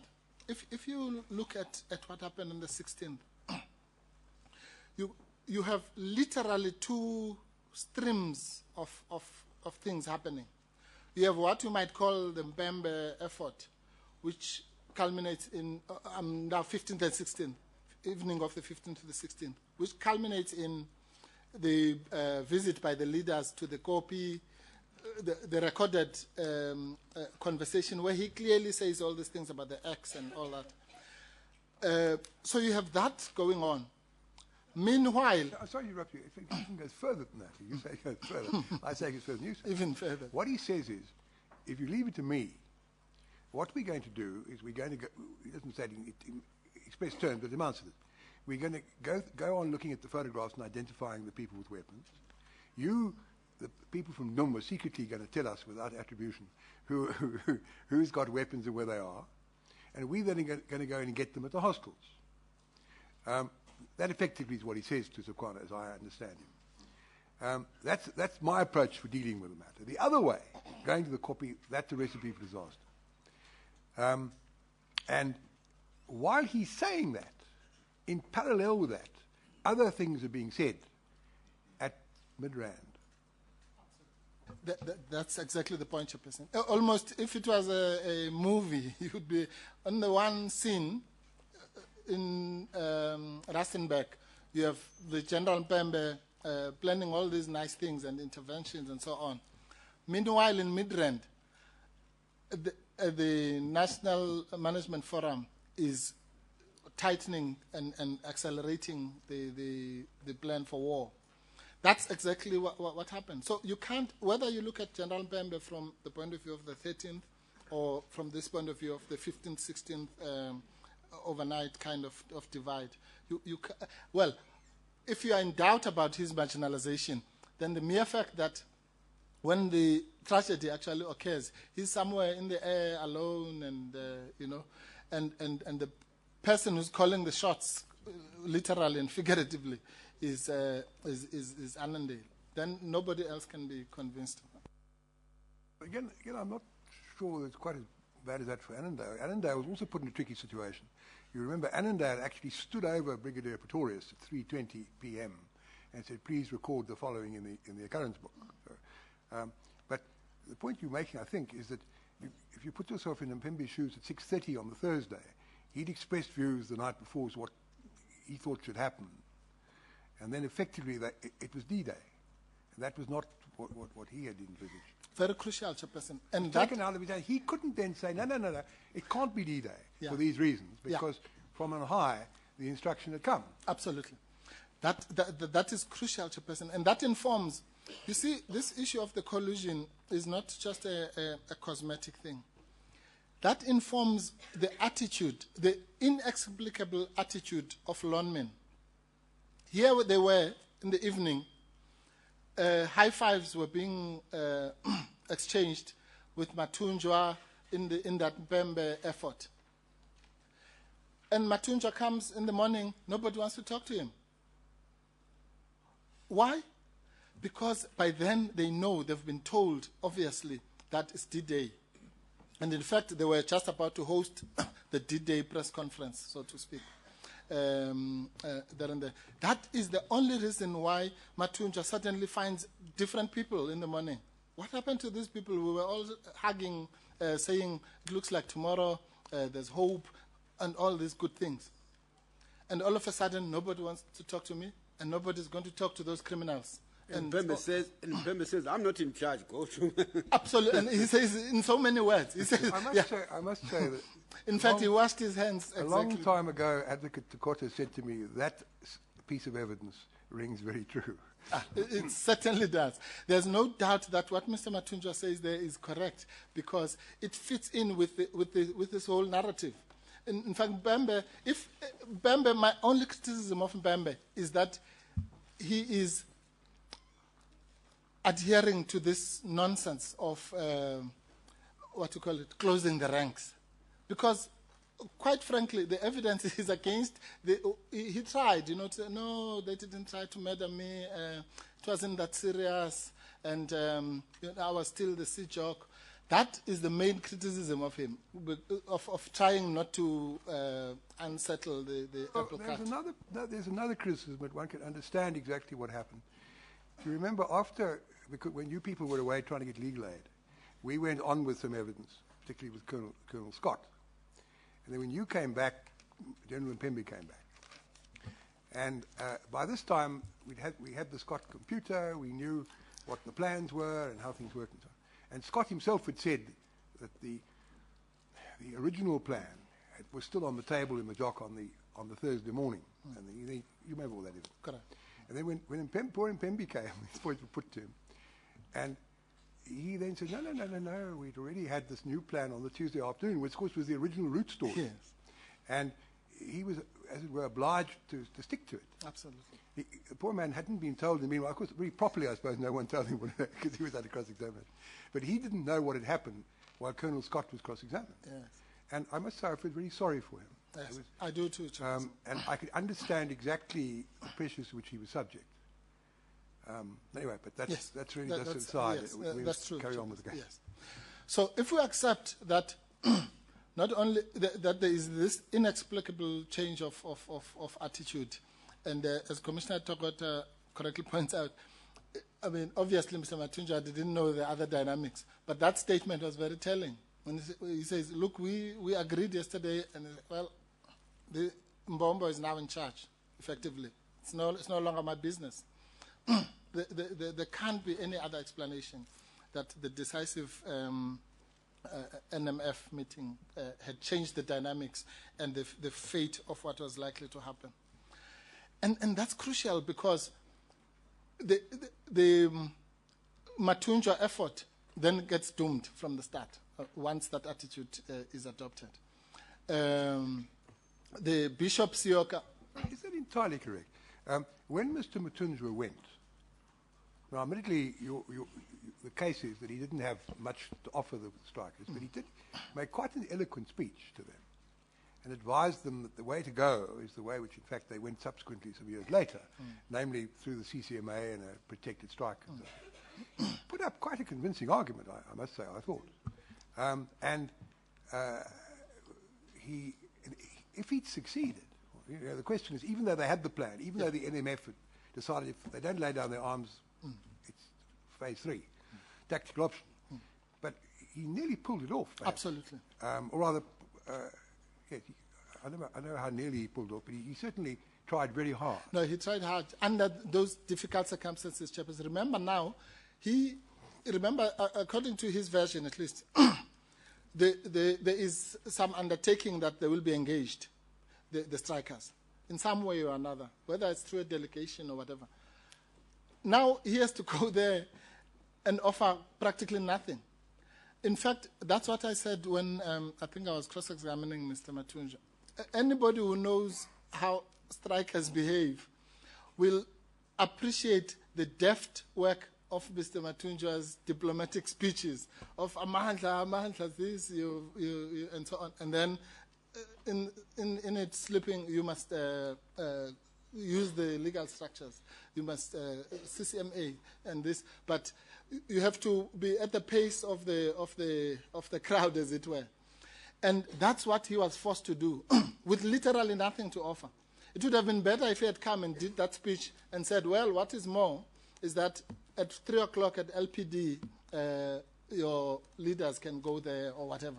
But he couldn't, because now he was being shunted from pillar to post. So he literally had nothing to offer. And the bravery to go there twice under those circumstances when you have nothing to offer is something that should be... It's even more commendable than that, really, because he'd asked for this ad hoc, well, on the assumption that argument is correct, he asked for some kind of bargaining forum, ad hoc or otherwise, and he'd been told you can't take part. And there was nothing in it for him at that point. Whether he was trying to get something is a matter that we'll have to look at. But when on the most adverse reading there was nothing in it for him, he still went back. Yes, he did, Chairperson. But even this thing about he tried to get to the table, so what? If he was the president of my union and he didn't try to get a place on the table, I would fire him. That's his job. I'm not going there. What I'm saying is when it was quite clear on any version there was nothing in it for him, he still went back. And that's correct, Chairperson. Yes. Very hard. That's correct. He did.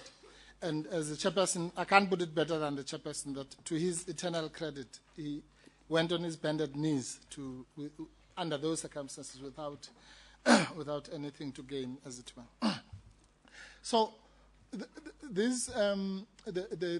effect, just to go back to the issue of the 13th. So the 13th is important for that purpose because it brings what I'll call shorthand. It brings the militarization element. But the 13th is also important because it introduces this issue of revenge. Very, very important. Let's forget about who was to blame about those 5 deaths. Let's put that aside. But the truth is that, and it was acknowledged by even Mr. Ramaphosa, is that we all know that, and it also comes from the extract that I read from Scott. We all know that the minute there are police killings, literally the game changes. And as Scott candidly puts it there, now we have a situation where there are police killings, and all the evidence shows that is what drove what I called in one of the cross-examination, the frenzy of activity. In fact, if you look at the statement of Naidu, of Annandale, they even forget to mention the 3 strikers who died. According to them, there was a thing on the 13th and 2 policemen died, and that's it. In their supplementary statements, they somehow remember that there were also strikers. So that's a very important contributor to what happened on the 16th. Actually, I think more than 2 of the witnesses acknowledged that in the briefings, in the course of the briefings, Captain Kidd, when he was briefing his TRT people on the 16th, he said, remember, these are dangerous people. They killed 2 policemen and other 8 innocent people, another version of the misinformation.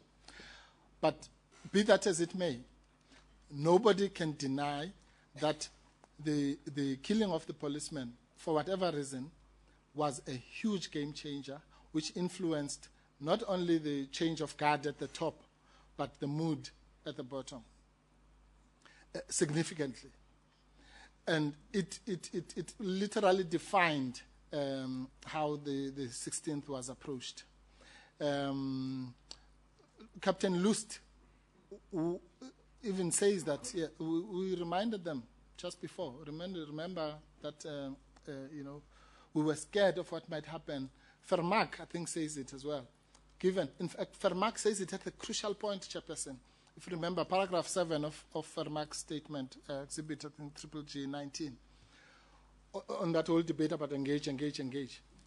He says in that paragraph that when I realized that these people have not heard the order from Kalitz, I repeated it because I thought of what had happened on the 13th.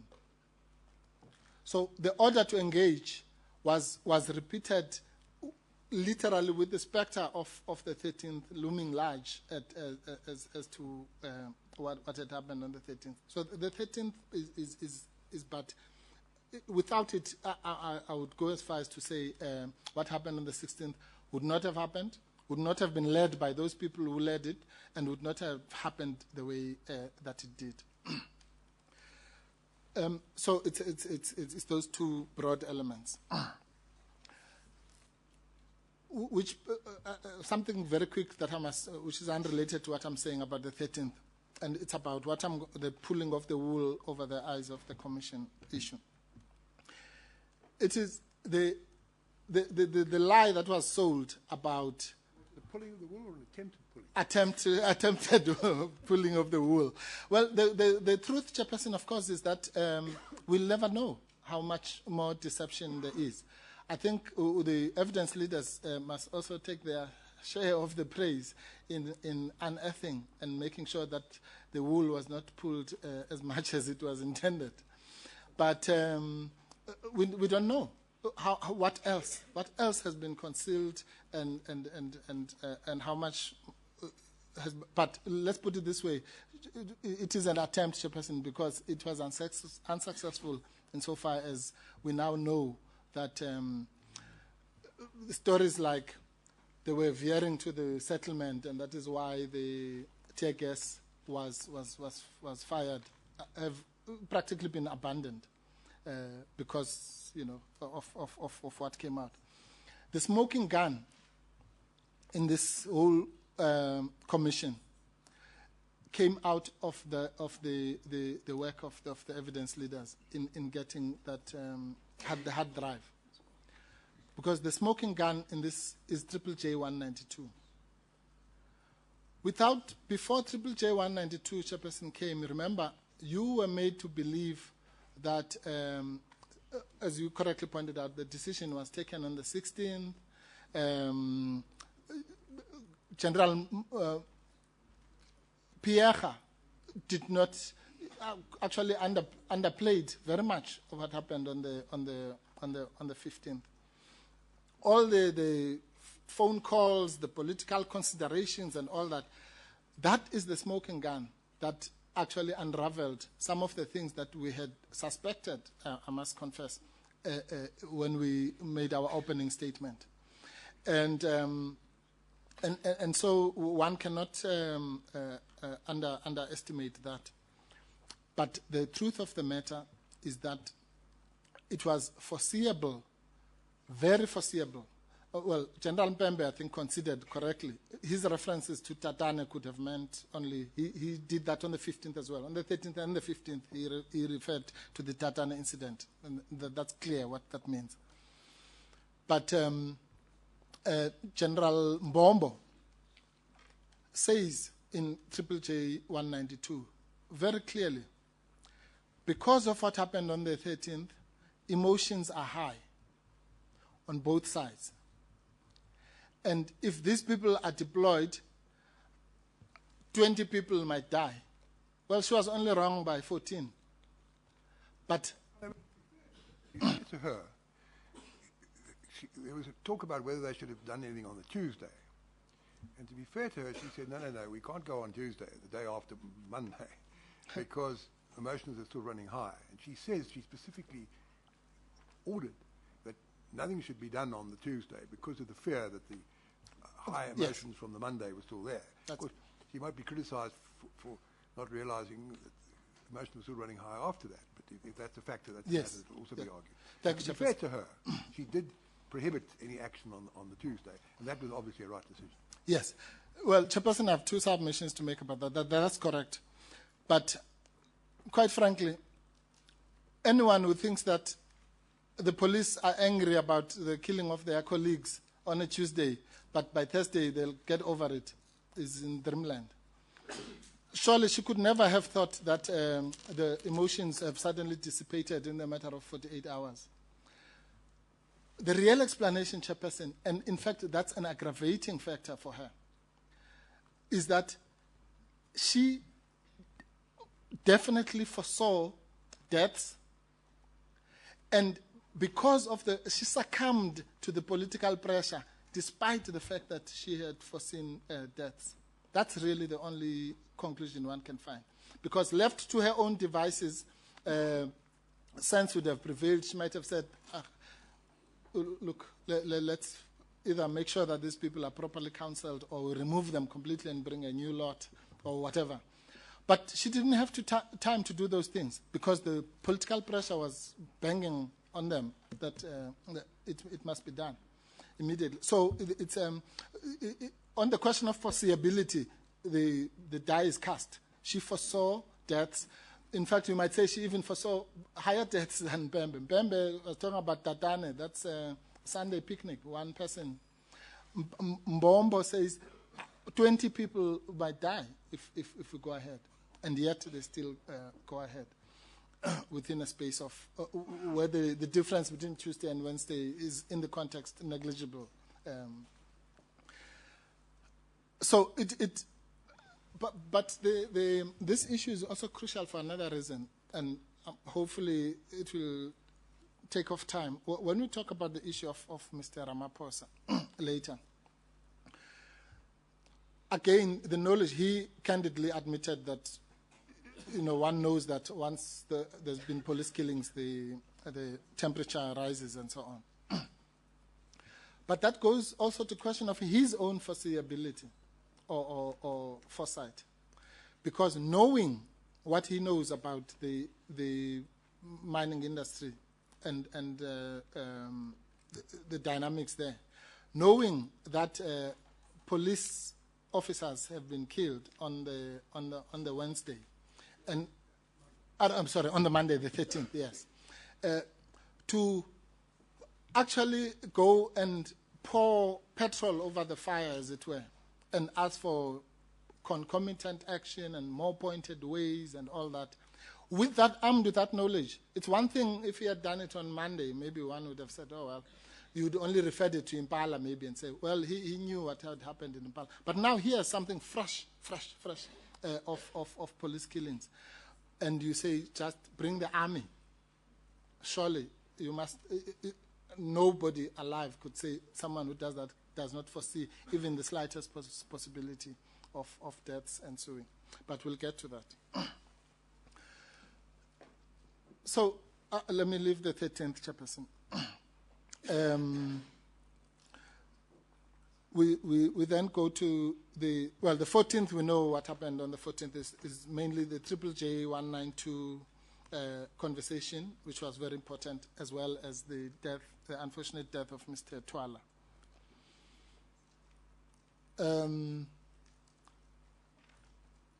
Mr. Twala's death, one doesn't know when he died, but I think the proximity, the reason why we made the concession we made was the proximity of his body to the copy. But apart from that, Chairperson, there was really no violence after the 13th for a period of, if you factor in Mr. Twala's death, of 48 hours. If you factor it out, even longer. So here you are, you have a dichotomy of a situation, or a paradox of a situation where throughout the week, since the Saturday, you have probably the most peaceful period. And obviously, these are relative things. There was no peaceful period there. But relatively speaking, you have the quietest period. And it is in that period that you get the tragedy taking place. And the only explanation is provided in what I call the smoking gun of the whole Marikana Commission, which is JJ 192. That conversation, Chairperson, with the greatest respect, is nothing else but a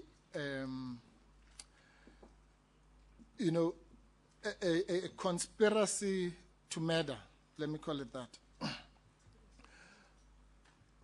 Because on the 14th, the General Mbombo, and it's a what you call a consummation of the toxic collusion.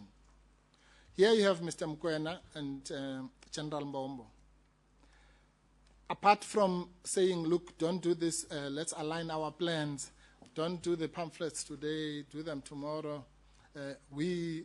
Sinclair says, yeah, we must deploy the horses and so on. They obviously see themselves as one team at that stage, which I think Brigadier Khalid considered that it was at that stage a joint operation. But that might be defensible. You might say, look, so if I'm a complainant and some people have come to attack me and the police come, I'm going to show them the evidence or whatever. So there's a level at which that can be justified. But to sit there and say what we've just discussed now, there's a clear possibility of death.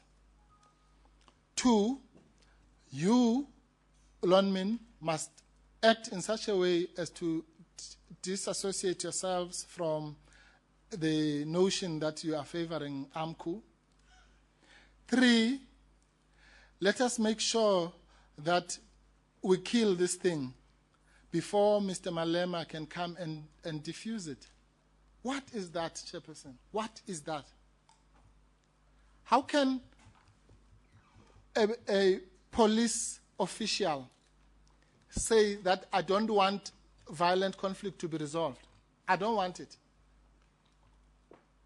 Or if I have to choose between political considerations and the resolution of this violence, I'm going to choose the political considerations. What is that? What kind of a country is that? And it goes, if you read it's chilling reading, really. Because she says, because, the word because that is in that extract is something that I just can't get over, Chairperson.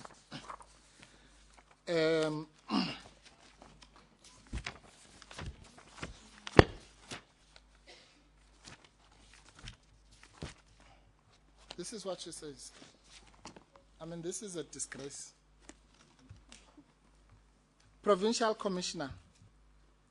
Now, our discussion with the National Commissioner was surrounding this thing that says that, is this thing now happening again, that Malema come to defuse this thing, so that it becomes as if Malema has taken charge of the mines, so that it has got a serious political connotation that we need to take into account. Hence, I just told these guys that we need to act such that we kill this thing. If today we do not find cooperation, these people will need to move in such that we kill it, because we need to protect a situation that any Jack and Jill from a political arena, blah, blah, blah. Because, I mean, what is it, Chairperson? What are we looking for? If we don't see that word, because, we must kill this thing immediately because of the political considerations. I don't understand it. We can't sit here for 2 years and looking for the reason why this massacre occurred when it is here in front of us. This is the smoking gun. We can pretend and look for this and come with big legal explanations and concepts and books and what have you, and Latin terms. Here is the reason why the massacre happened. Because we protect a situation where any political check and deal can come. We must kill this thing immediately. You quoted in your heads section In my main heads. 199 subsection 7 of the Police Services Act. It's paragraph 35.14, page 22 of your main heads. Page 22, yes, Chairperson.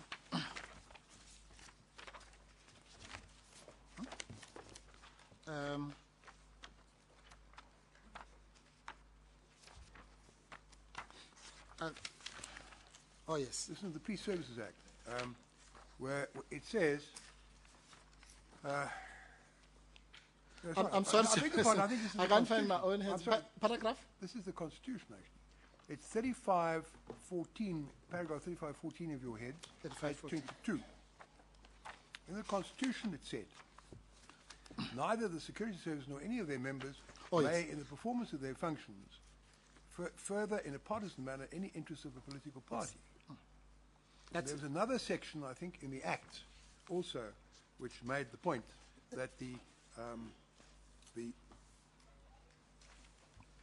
police are not to take political considerations into account and not to act in a way which would benefit one political party or disadvantage another. That's correct, Chairperson. Yes, so Section 1997 of the Constitution is the Act itself, and then, of course, the big one, Chairperson, is the Section 195 of the Constitution, which prescribes, so to speak, the impartiality of the public service, as it were. 195.6, yes. We would say 195.1 provides that the public administration must be governed, it's 35.10 of my head, by democratic values and principles enshrined in the Constitution, including the high standards of professional ethics, impartiality, and so on. So this is a fundamental breach of the Constitution, of the Act, or of anything that anywhere in the world policing is supposed to stand for. And this is the cause. This is it. There's nothing else. We can look, we can pretend, we can blindfold our eyes, but this is why the thing had to be killed. And this kind of sentiment, as she has correctly said, was discussed between her and the National Commissioner, is clearly was the dominant sentiment which was taken to the National Management Forum. Remember, these two players who are hatching this evil plot are the main players in the NMF. One is the National Commissioner. She obviously chairs the meeting because she's the National Commissioner. The other one is the Provincial Commissioner of where the thing is happening. So the other people in the NMF really were just, I think someone was suggesting that they should be charged. I don't know why they would be charged. Because all they did was to endorse a decision. Not as simple as that either, because the discussions took up to an hour. A number of them took part. And you remember that Provincial Commissioner Mbombo said, in response to a question I asked her, she conceded that her expertise was financial. And there were people around the table who had a lot of operational experience. And if any of them had raised notes of caution and said, look, it's not a good idea for the moment because, she would have withdrawn her proposal. So it's not quite as simple as you. Yeah, no, true, Chairperson. Look, maybe I'm contrasting too strongly. The point I'm making, and of course we know, I think the evidence leaders point this out, that it was not just endorsement. They also agreed to provide resources and so on. So they might not be completely holy. But to find out what exactly happened to that meeting, apart from the fact that if there's a tape, that even that's a questionable matter. But if there's a tape, we can't get our hands on it. Yeah. And it was lost, apparently. But apart from that, I caused a questionnaire to be sent to every member of the Management Forum who was there at that extraordinary session. And the two who have since left the service declined to answer. The others have given answers, I don't know what the English is, but the niks-zeggende are non-committal I read answers. them, Chairperson. And when I asked whether anybody raised the risks, the National Commissioner said, well, she couldn't remember pedantic detail like that. That's correct. I must say that this is a prima facie view, obviously. I've got to, every view I express must be prima facie. I must keep an open mind. But I would have thought that when things went as catastrophically wrong as they did on the Thursday, someone would have remembered, oh dear, this was discussed or wasn't discussed last night, and why wasn't it? It's very sad it wasn't, or if it was, it wasn't listened to. And that would have, I would have thought, have been etched in the minds of at least some of the people who were there. But some of them have deliberately, I think I can say, without being accused of being unfair, deliberately evaded the questions I asked them. One of them said it was all about the northwestern province. I'm from the KwaZulu-Natal. Nothing concerned my province. That was all she said. Yeah. I must say, yes, that was General Ngobeni. I don't think that's a satisfactory response to a serious question sent by this commission. Yes. But that's a matter which obviously we dealt with. Yes, Chairperson. Well, I will invite you, just to be brief on that one, I would invite the Commission to say you are entitled, just as if those evasive answers were given here, you are quite entitled in these circumstances to draw whatever inference should be drawn from the evasive answers and the non-cooperation. Just think about it, Chairperson. One inference, I mean, you know, I'm putting these things, saying these things out loud now, so others are going to argue, can respond to what I say and help us to do the right thing. But the point that occurs to me is that an inference can be drawn that something unsatisfactory happened at that meeting, which they don't want to tell us. What exactly it was, I'm not sure. It may simply be, of course, that they said we've got to do this because if we don't do it tomorrow, Malem will be there on Friday, which would be an unsatisfactory thing to say. Absolutely, yeah. And it may be that's all they're hiding. But I must say at the moment, unless I'm persuaded otherwise, that prima facie it looks to me as if something's being hidden. Yes. Thank you, Something Chairperson. unsatisfactory being hidden. Yes. And even Chairperson,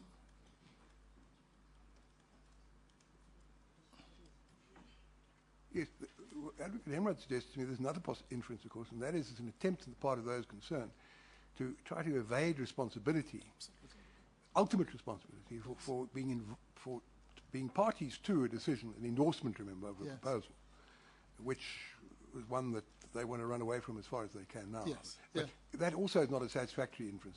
no, it's not, Chairperson. But maybe I would encourage the Commission to take it even one step further, which is this. Firstly, let me say this. Just the technical approach of saying, well, I'm no longer working there, therefore I'm not going to respond to the Commission. I mean, that alone just shows the kind of attitude that the others who gave obfuscatory material were doing so because they still work there, they had to. But the point here is that this is, as we're getting closer to the heart and the meat of the issues. Whatever happened there, we know that as far as the two people are concerned, was informed by the political considerations. And the Chairperson is quite right. The only question might be whether those others were just innocent or were they also brought into the issue of political pressure. And in assessing that and in drawing that inference, Chairperson, one has to look into the glaring unsatisfactory manner in which General Pierre clearly wanted to shield the minister from any involvement after the fact. Remember that whole thing about the missing page. I don't even want to go there. And the only common denominator in all those discussions, which took 2 or 3 days of the Commission of trying to unravel this draft and that draft and so on, the only common denominator was the fact that she wanted to remove any reference to the minister, or at least any reference that suggests that the minister was more than at arm's length in this issue. So if you read the fuzziness around the National Management Forum, and what she said under oath, and tried to unsay, and then it can't. The inference must be irresistible that this thing that you and I, chairperson, don't know what it is, that everyone is trying to hide, must be the political pressure or the role that it played in the decision. I'm not sure that's right. Obviously, that's why I'm putting these things to you. It may well be that the Malema point may have been what they're hiding. And that's certainly something that is there. It's possible. Remember, I asked her, though. She said she never mentioned it at the meeting. But I'm not sure one can accept that answer. No, but that would be the same thing. Remember, the Malema issue is not hanging in the air, chairperson. It's related to the fact that Ramaphosa was chairing the disciplinary thing and nationalization and all those things. No, I'm aware of that. But what we also would appear to know, again, by facie I say, is that the thinking of the provincial commissioner, and you say also the national commissioner, I must look at it again very carefully to see if that's right, but certainly the thinking of the provincial commissioner was we've got to act soon because Mr. Malema is going to come. We don't want that. I asked myself the question from the very first day of this commission, why Thursday? And when I read that transcript, I thought I had the answer. I may have, may not. Chairperson, you did have the answer. And that is it's towards the end.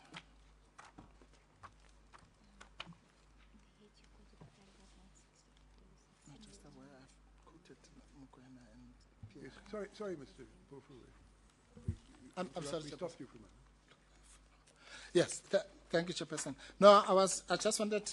Okay, just give me a second, Chairperson.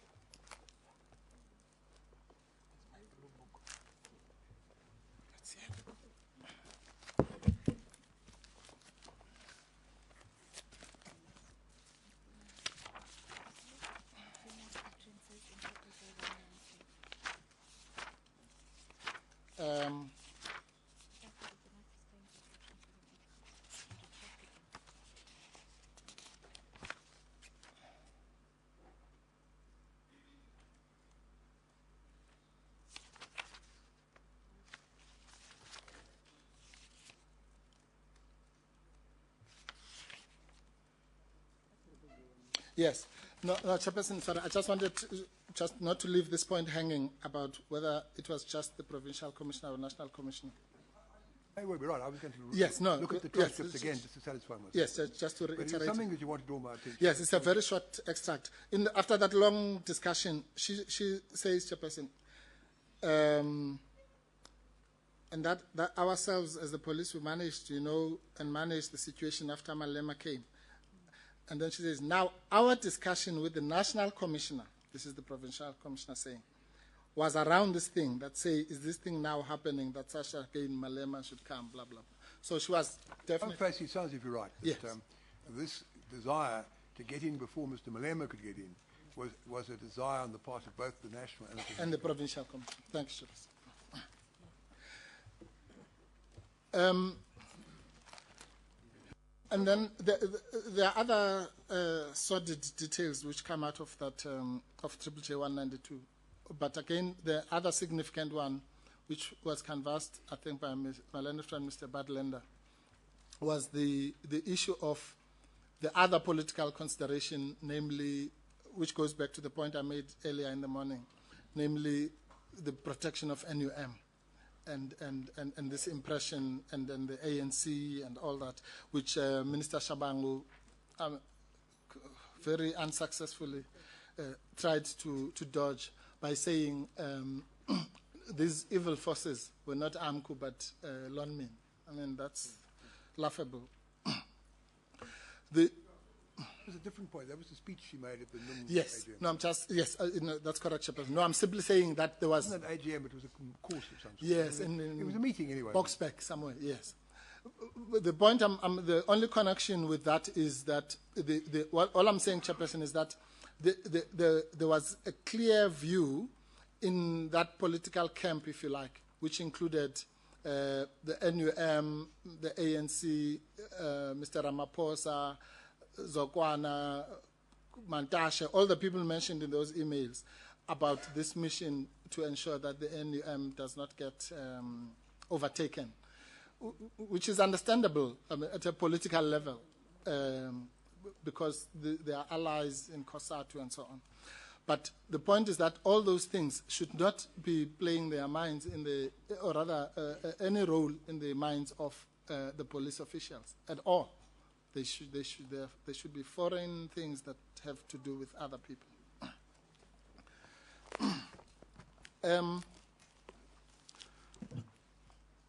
I'm sure we'll come back to J 192. So that's the 14th. The 15th we've already discussed. The important thing about the 15th is the Gwala meeting, and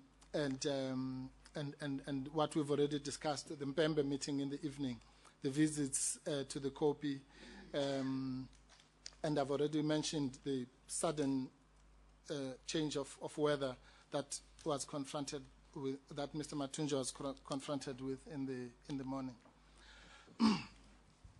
But again, and the D-Day note, we have the D-Day note, the D-Day press conference, although that word was not used there, but I'm calling that... Ray gave us a summary of what it absolutely. said. He used that phrase. That's the third, yeah. And the Adreo D-Day announcement, so to speak. Now, the relevance of this, Chairperson, is that, once again, let's forget the moral opprobrium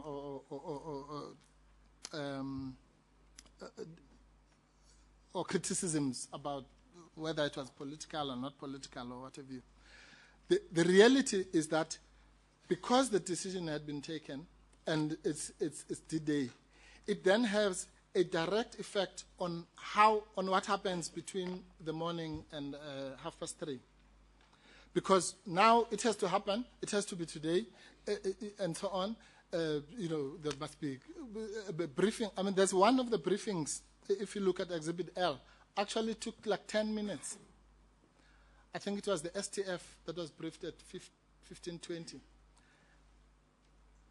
One of the biggest operations, the most dangerous, and so on, and people who have never been there, who come from all sorts of places, are briefed for 10 minutes. I mean, that alone shows that even with the best will in the world, the operation was stillborn and it was bound to fail and to end in a disaster. Even, so forget about whether you had the best, even if you had the best policemen with the best equipment, all these things. How could something like this be planned in such a rush and be implemented in the fashion that it was? That's why we had glaring things, Chairperson, such as the fact that Scott thinks that the deployment of the wire is going to be simultaneous, but Khalid thinks that it's going to be successive. Those are the simple signs of an operation that is just being rushed through just to meet the D-Day thing. And another matter that you haven't touched on yet, I hope I'm not stealing your thunder. If I do, if I am, I apologize. Yeah. We were told, and obviously the legal representatives of the police were told, as if they told us, that the plan that was implemented was one that had been drawn up on the Tuesday with input from Marafi and so on. A plan was, of course, drawn up with input from Marafi, but it wasn't this plan. And it was available there to be used when it had to be.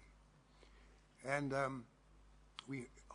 once the Scott was cross-examined and his computer became available, it was clear that why there was a contradiction in the police case from the beginning. The contradiction in the police case from the beginning, which was obvious, was that with one breath they were saying we made the decision at 1:30, and in another breath they said it was announced at 9:30.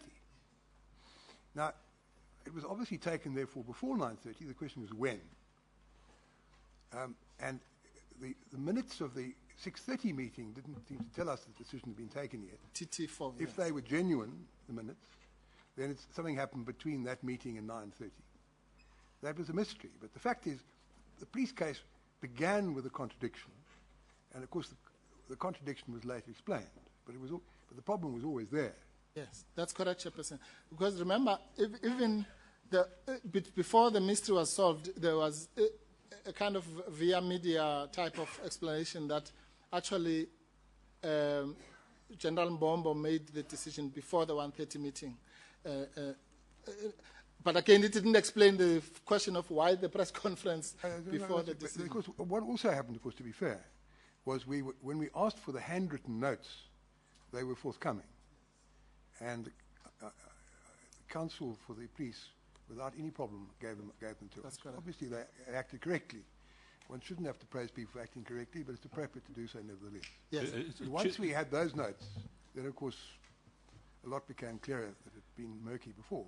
And there's another problem Chair, those notes were given to us not on request. I mean, there'd been a request by the Human Rights Commission several months previously.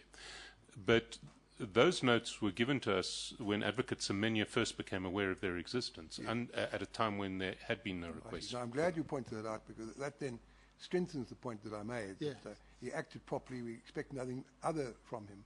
But nevertheless, it's appropriate to say publicly that he acted very, very properly. Yes. Chairperson, But so before... there's one other point. Yes. The Exhibit L tended to conceal what had happened at 9:30. How anyone could have thought, regarding had the extensive press publicity about that, what was said at 9:30, that we would be misled by the statement about what was said at the 9:30 press conference, Exhibit L, gaan my verstand te boven, but we don't have to go there either. Well, it's Western wool, Chairperson. But before maybe we take the break, Chairperson, I just want to say that... to go on till 2:45, I think. Okay, But then if we can. If we reach the stage where you prefer me to take the adjournment now, I will. I will, between I'm in now your and I will indicate, thank you, Chairperson. No, but I wanted to just say this very quickly while we are discussing this. Apropos my learned colleagues representing SABC, you know, there have been suggestions and innuendos and so on. And I just want to echo what you're saying, Chairperson, that they've acted with more than appropriateness, situational or otherwise, in the circumstances. You know, I've known Mr. Semenya for most of my professional life.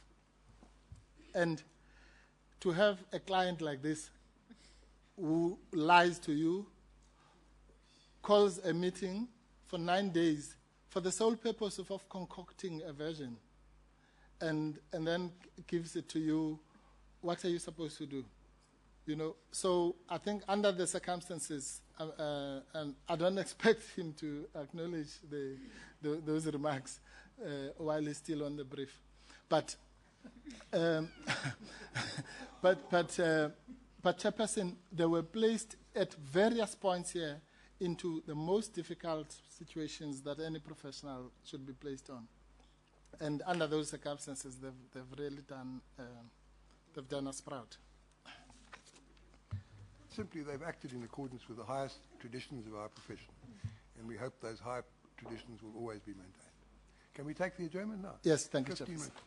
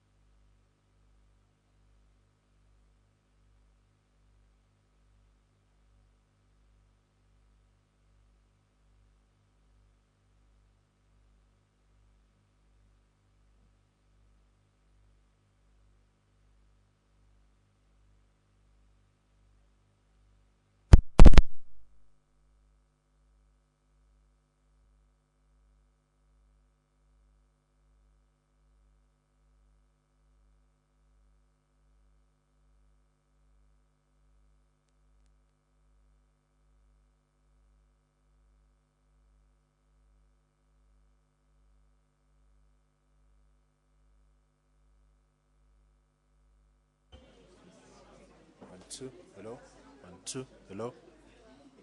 Hey, 1, 2, hey, hey. 1, 2, hello. Hello. Hey, hey, 1, 2.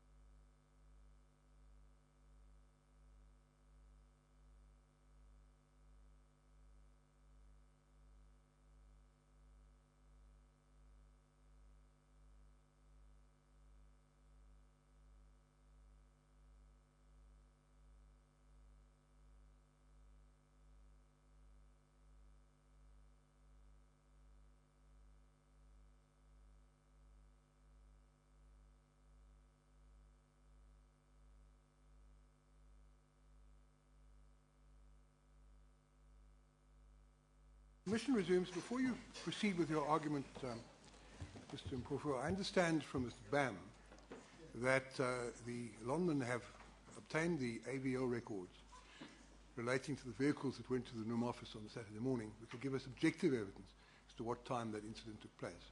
So, Mr. Bam, can you please give us the information you've received? Thank you, Mr. Commissioner. This has been made available. Vehicle with registration number HSC571NW, Toyota Hilux. That was the London vehicle which went to the NUM offices on the morning of 11 August 2014, and the 2012, sorry. And the tracking records show that it arrived at the NUM offices at 8:35 a.m. on that day. Thank you very much. I think that puts that matter beyond doubt. Absolutely, Chairperson. That's 5 minutes within. It's in line with Mr. Coates' submissions yesterday. Thank you very much. What's his submissions vindicated? Yes, that's correct. Yes. Thank you, Chairperson. And no doubt the necessary adjustments will be done in the evidence leader's head. Be responsive to all changes in stories that arise that come up from time to time. That's correct, yes, Chairperson. On that note, Chair, can I just qualify Mr. Bam's You're not allowed to submission? talk while you're laughing, Mr. Chair. In fact, it reached the NUM office a little bit earlier, 8:23. By 8:35, it was in the position where Mr. Motlaghelwa speaks of having driven off to the north to turn around so that he had a view of what was to become the incident. We'll hand that in as an exhibit. Thank and you. Ms. Pillay, who's keeping this running record of extra exhibits, will incorporate it as well, I trust. Is that right, Ms. Pillay? That's correct, Chair. Good. Thank you. Do we know how soon after that warning the actual march took place? Well, what we do know is it must have happened the incident probably took place between 8:35 and 8:42, because by 8:42 the vehicle has moved off again and is in a position on the other side of where the incident would have taken place. Chair, that would accord with our assessment as we've set it out in our speaking notes that we handed up yesterday. That's precisely the time that we estimated on the basis of various pieces of evidence. Thank you, gentlemen. Thank you, Chair. Nice to be vindicated and to learn that your inferences were correct. Yes, thank you very much, Chairperson. I spent half of my life trying to find Mr. Kassim, so it looks like it was not necessary.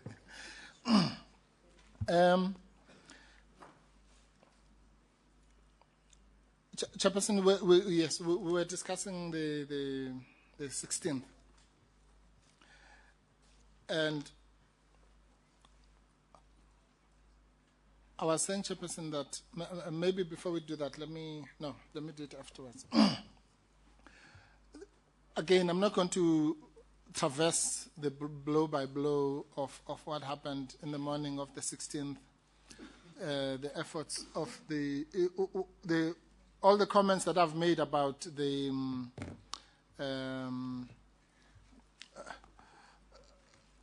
failure, quote unquote, or the attitude adopted by Lonmin in respect of the Matunjwa effort would apply also to the effort by the bishop. There's no doubt that Bishop Sioka's efforts were also kind of ignored on the basis of the prior knowledge that D-Day was happening and so on. After all, the people that the bishop was talking to had been at the press conference in the morning, assuming, which is unlikely, that they had not been told the night before or some other time. And so, as I've said before, very literally with the Bishop Sioka's, here was a God-sent opportunity to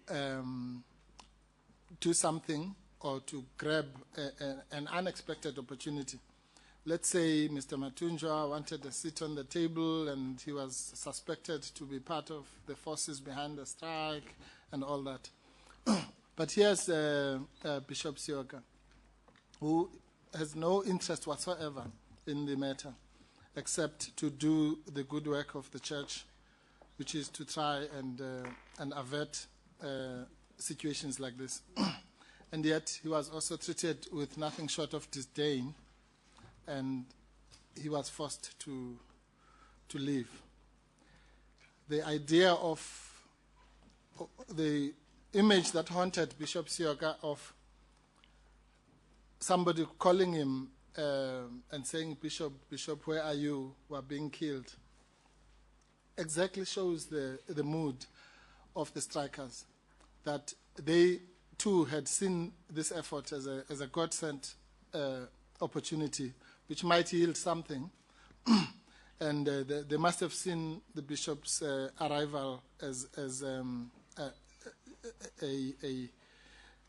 opportunity to get what they had been asking for days, which is just to be spoken to.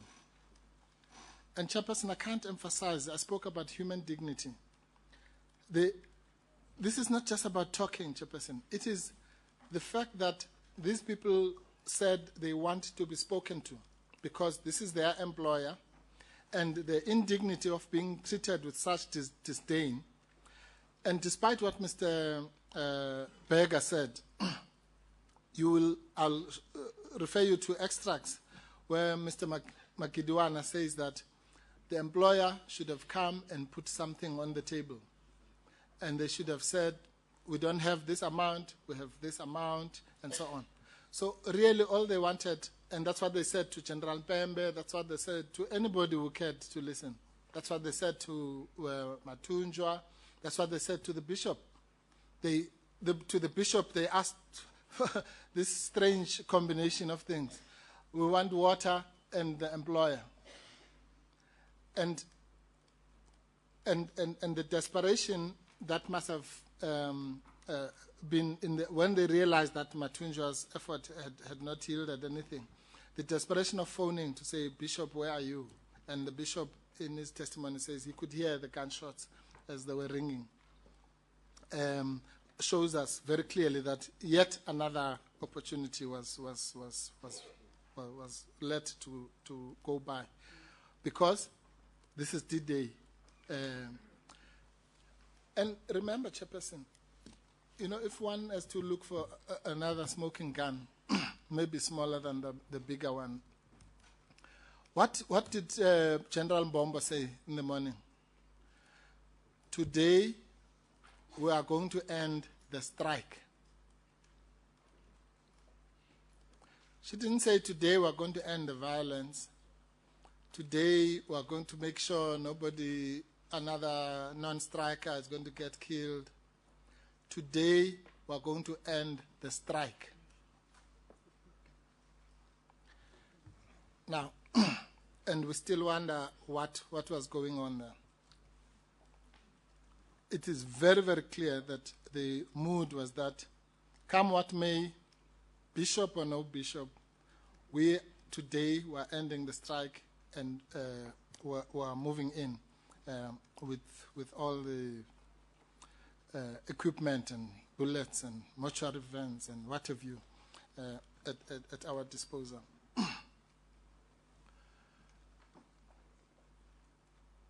Anyway, water under the bridge. The opportunities have been lost now. What actually happens on at the mountain? For me, one of the biggest omissions in this whole saga is the failure of Brigadier Khalid to give, as he is prescribed to do by all the SABC regulations, to give some kind of warning before the barbed wire is thrown out. That is so crucial, Chairperson, because if you go through the evidence of Makidiwana, he says, we did not know what these people were doing. Were they going to arrest us? Were they going to kill us, as Matunjwa had said? Were they just going to beat us up? What?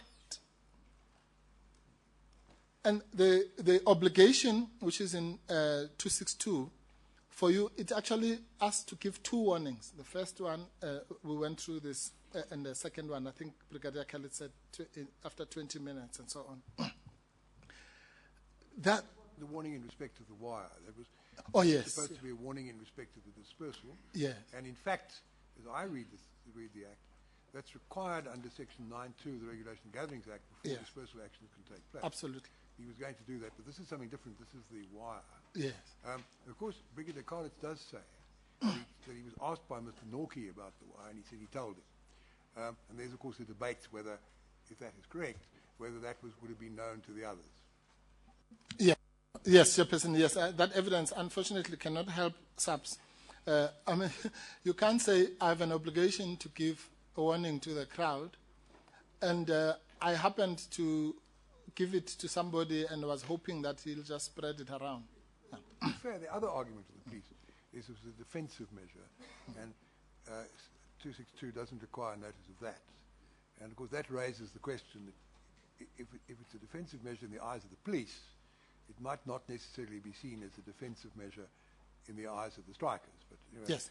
These are matters we have to consider. Yes, Chairperson, I stand corrected, but my own recollection is that even 262 says that before you even take the defensive measures, you must give a warning in many languages and so on. But I'll find the reference here. I must confess, I don't think that's right. But we We'll, don't have we'll find it. We Yes. can look at it. Yes. Yes.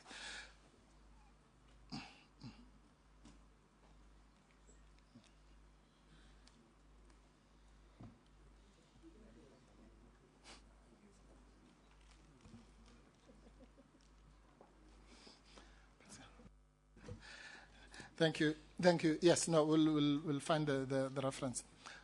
But, Brigadier Kallis considered this. But the point about this is not just technical compliance.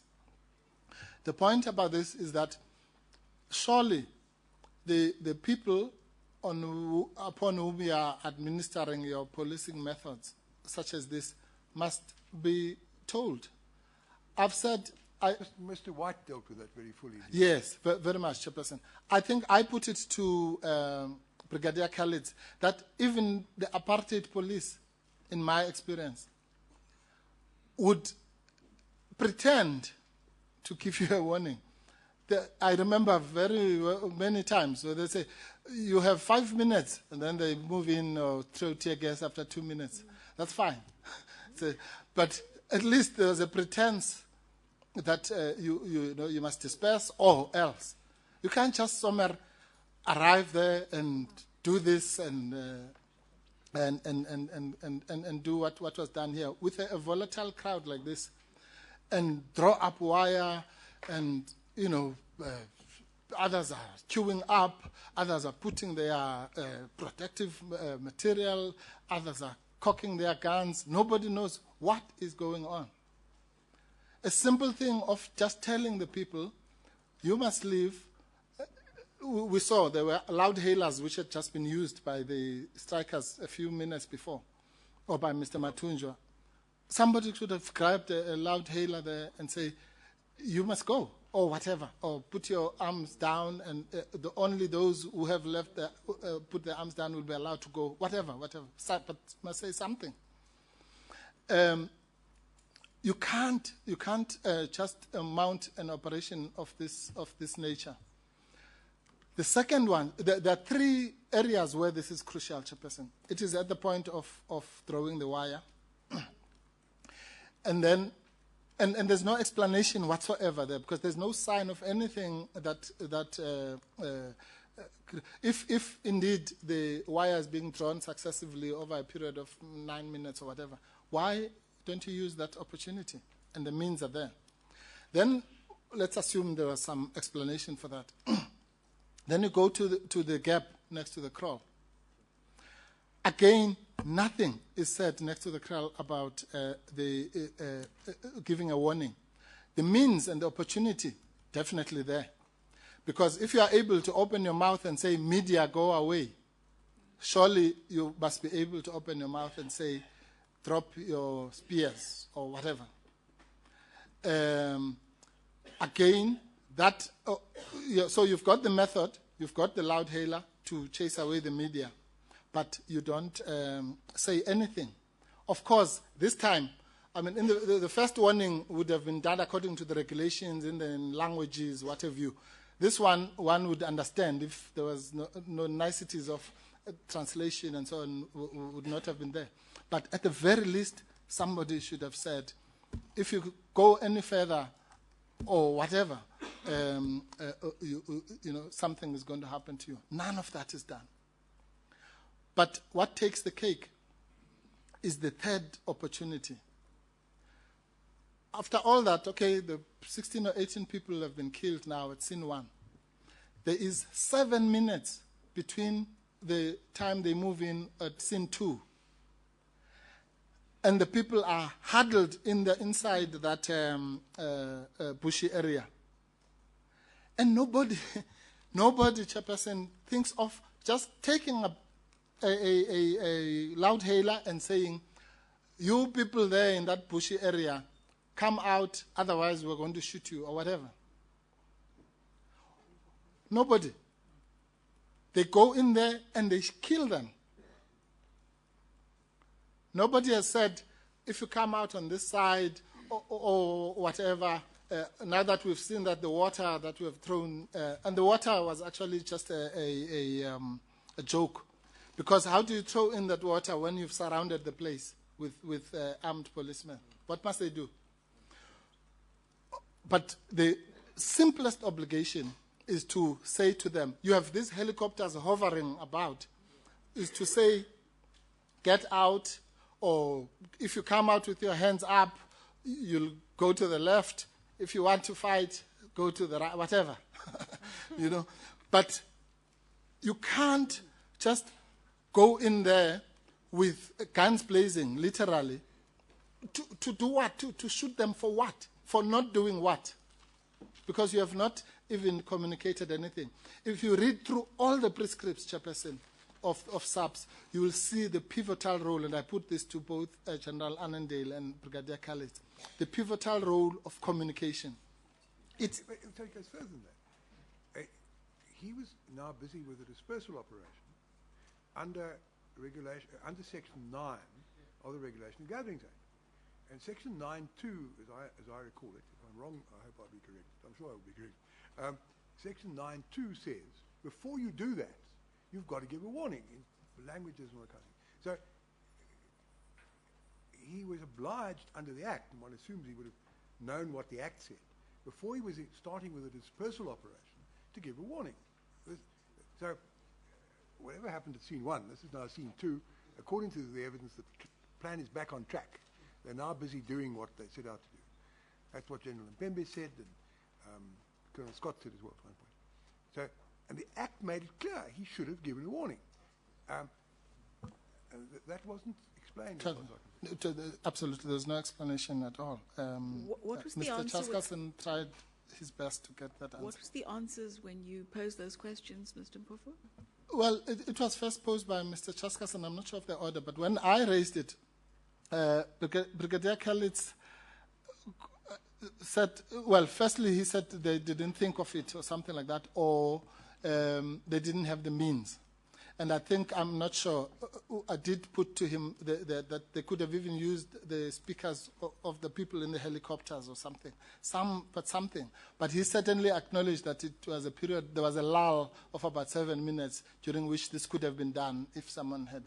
I remember that Mr. Bezos was the first one to raise the matter, and then it was taken up by you. Yes, that's correct. Thank you, Chairman. So,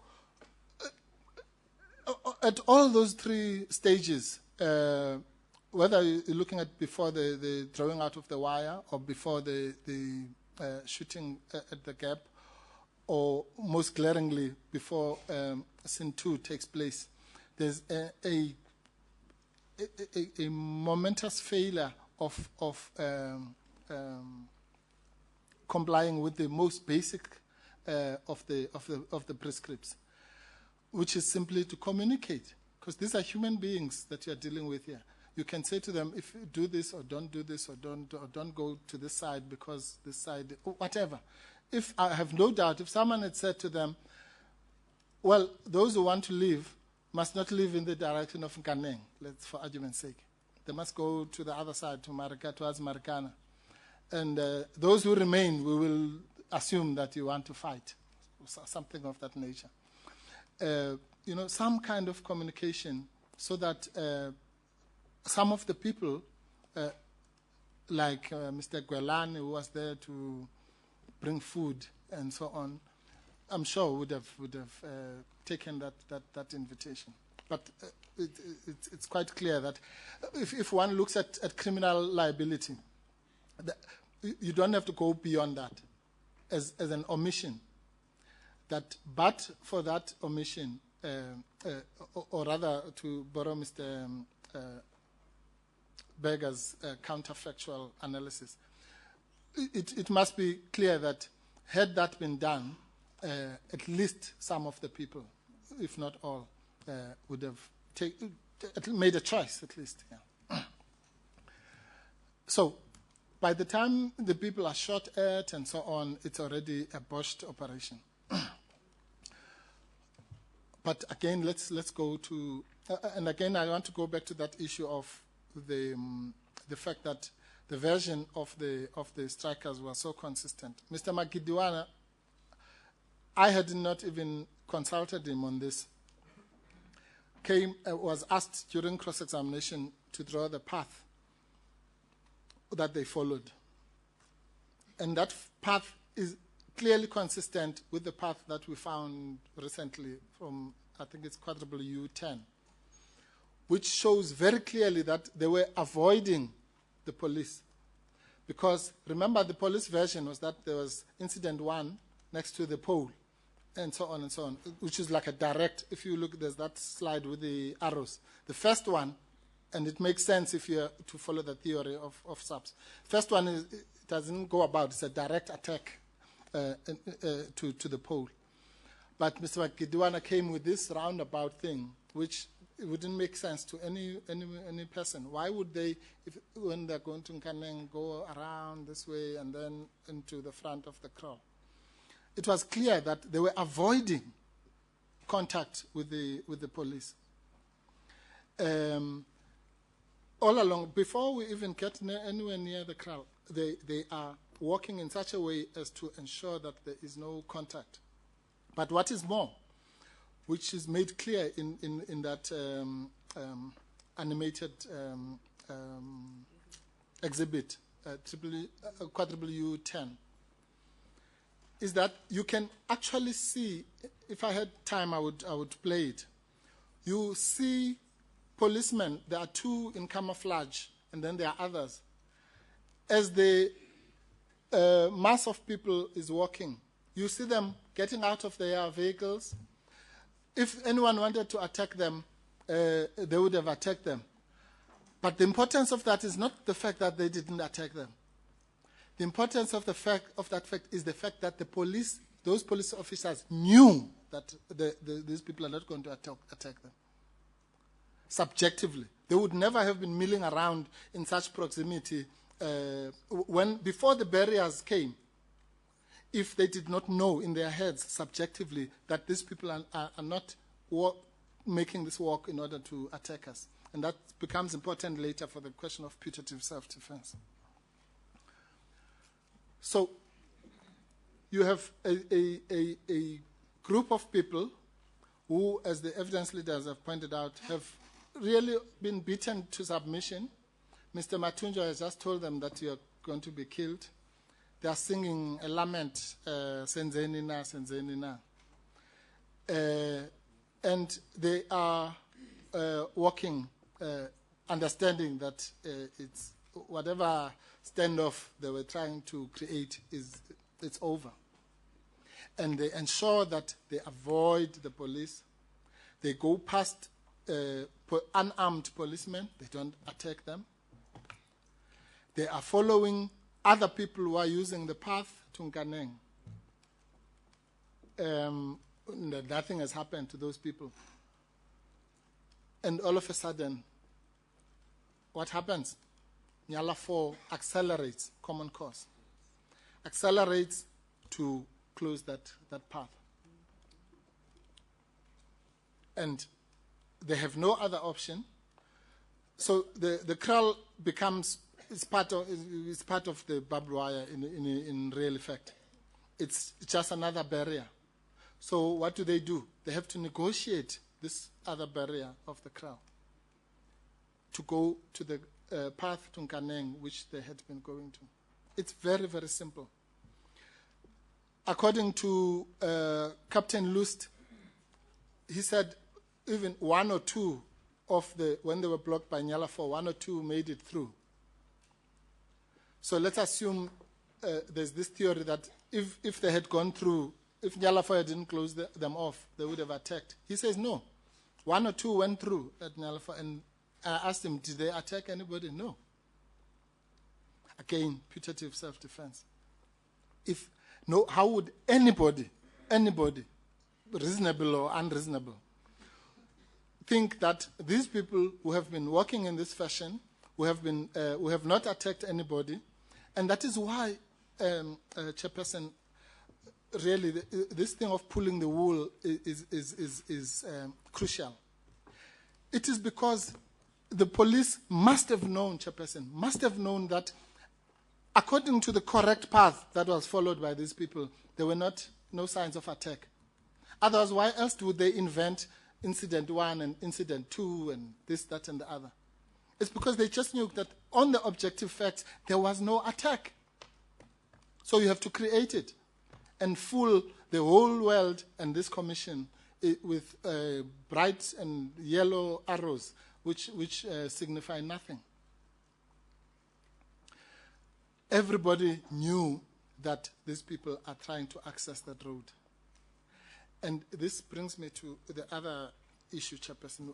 I said one, as you read this thing 1,000 times until issues come up.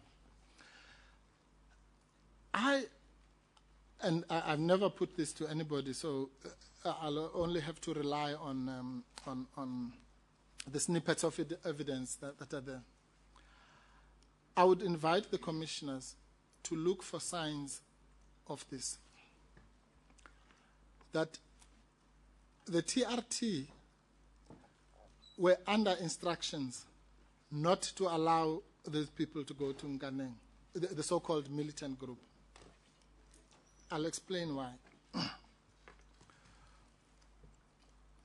And that instruction must have been, if you read Captain Lust's evidence, that by any means necessary, they must not be allowed to go through. And that is shown if you look at quadruple U10 again, and even exhibit triple E16. You see that before the actual shooting, the basic line is not where we always find it, which is just across the road. There's a point at which it straddles the road and almost comes to the fence of the southern fence of. Yes, the southern fence that's covering the shack. Yes, yeah. And that's literally blocking the road. There's no other way of explaining it. It's there in both of those exhibits, and they are standing there.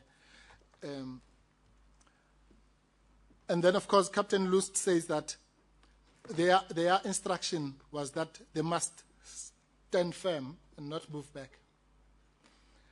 That is consistent with the theory that I'm projecting now, which is that their instruction was that we can let all these other people go, but these militant ones must not, by any means necessary, must not be allowed to go home. Or if someone hadn't told these people that there's a phase 6 that might happen and so on, and they were under the impression that it had to be done now. And the reason, one of the reasons I'm saying that is that you'll remember, I think it was General Naidu, there was just this disjoint, because I kept on saying to him, why did you have to refer to Section 49 of the Criminal Procedure Act? And I think I gave up that line of cross-examination because it was clear that we're just not talking on the same page. But the mere fact that somebody said to these members of the police, you must remember Section 49, again accords with this theory that really what these people were told to do is that you must arrest these people and don't let them go. And if they looks like they are going to evade the arrest, which is implied in Section 49(2), you must kill them. Not in so many words. But that evidence of saying, oh yes, please don't forget Section 49(2), shows that the primary purpose was that these ones must not be allowed to go through. And that really would explain this whole notion of TRT must come. So what it means, to cut a long story short, Chairperson, is that, to go back to the discussion that you had, I think, with the evidence leaders or one of my learned colleagues, is that Brigadier Khalid had 3 options to block that gap, either by using barbed wire or by using the block method, which has been discussed here, or by lining up a firing squad. And of those 3, he chose the third one. There's no other explanation, because, as Makidwana kept on saying, why did they not allow us to get to the road? If they had allowed us to get to the road, then they would have seen. He even says, I've quoted it in my replying heads, he says, if when we got to the road, we had crossed the road, then I would say, then they must shoot us. Because then what would we be doing? We would be attacking them. But if we turned left, as we intended to do, then they obviously must do something else. But they shot us before we reached the road, before they can tell whether we're going to cross and attack them or turn left and go home. And the reason why that happened, Chairperson, is simply, again, another breach of the rules. The rules had said very clearly that the TRT line must be at least 100 meters behind the POP line. And again, we don't have to be technical. Let's say, because of the dynamics of the scene, they felt that they must reduce that distance. But you can't reduce it to 12 meters, to a situation where, by your own voluntary act, you are now placing yourself into the situation where you must defend yourself, so to speak. Which, it just puts paid to this theory of self-defense. All they needed to do is to even move back and make that distance 20 meters or whatever is an allowable.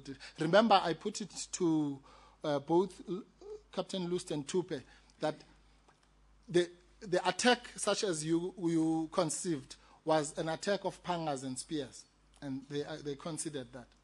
So to avert that attack, because these are hand instruments, a distance of 20 or 30 meters would have allowed them, as I say, to make this, rather both of them, the strikers to make the election of turning left or attacking, and also the police to see what is going on. There's no evidence whatsoever which suggests that they didn't have room to do that. In fact, the evidence points to the exact opposite, because they ran to that position of basic line, as it is shown in the objective evidence. So if they could run forward to close the gap, surely they could move a little bit back to open it up so that they can see what's going to happen.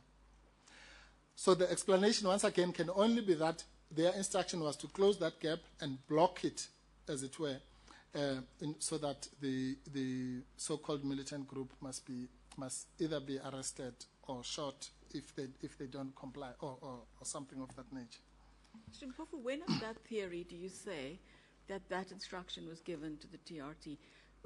Because the original plan was for them to be dispersed from the northwest. Yes. No. Yes. That's why I'm giving it in a broad term, such as by any means necessary, because it could have been in the north, west, or east. But what seems to have happened, Commissioner, and I admit that this is speculation drawn from these, including the reference to Section 49 and so on. What seems to have happened is Brigadier Khalid, remember, there's common cause that Brigadier Khalid gave or at least gave Captain Lust the instruction that they must move towards the gap. Captain Lust agrees, it's common cause that he gave the instruction to go there. It's common cause that somebody, Lust or someone else, gave the further instruction for basic line, what we hear on the videos. Stretch it out, basically. So this was no coincidence. So, in fact, it's common cause that everything that happened there happened on command, except the shooting. Miraculously, the shooting is the only thing that is denied. The basic line, the running forward there, stretch it out, media go away, ceasefire. So suddenly we jump the shooting, and then ceasefire again, we're back to the command mode, as it were. So within the realm of that speculation, I'm saying that instruction must have been given at the latest, Commissioner Hemraj. At that time, you remember there's a photo, and also on that video, there's a time when the TRT is basically standing where it should have been, about 100 meters away. And they're standing on a line between the Nyalas. And my suspicion is that they were being briefed at that stage. And it must be soon thereafter, because after Nyala 4 closes, then they run towards the gap. Yeah. And that can't be spontaneous. Someone must have said, run towards the gap. And within that series of instructions, the blocking and Lust, at least what Lust gives us is that there was an instruction that you must stand firm. Don't retreat. And even that, I mean, what is that? To say that because once they are there and you give them the instruction to stand firm, then it means you are blocking the space as opposed to protecting it, which is what they were supposed to do. So the answer is I don't know, but on the probabilities, that instruction would at the very least have come when the instruction to run there, to run towards, to mend the gap, so to speak, was given. Are you suggesting that what was envisaged on the police side was that there would be what one can call a human block across the mouth of the channel? That was to prevent them from proceeding to Nkaneng or towards the police, whichever. Anyway, yes. And then, of course, we've got the fact that, well, it was too late as far as the front people were concerned. Tear gas was fired, and I think tear gas was fired, and water cannon were used, and stun grenades, I think, were fired as well. And the argument is that the front group then divided into three. The back third turned around and went back, eventually, I suppose, towards scene 2. The front section were the ones who were in the immediate fire, and then they were the ones against the kraal. Now, one of the things that's been puzzling me is why was the water cannon used, tear gas, and stun grenade? I understand it was done too late. I understand the consequences of that because it had the effect of driving the front group forward towards the human block. Now, is it possible, you put this as a new point, I'm just responding, is it possible the police intention was to have a block, to drive the people back, but because the actual tear gas was fired and the stun grenades and the water cannon too late, there was this unfortunate consequence that the front lot was sent forward, in many cases to their deaths, and the rear portion went backwards. If that's a possibility, even a probability, that would indicate that the police didn't intend to mow them down. And that would, I suppose, be confirmed by the fact that it was all done before TV cameras, video cameras of the world media.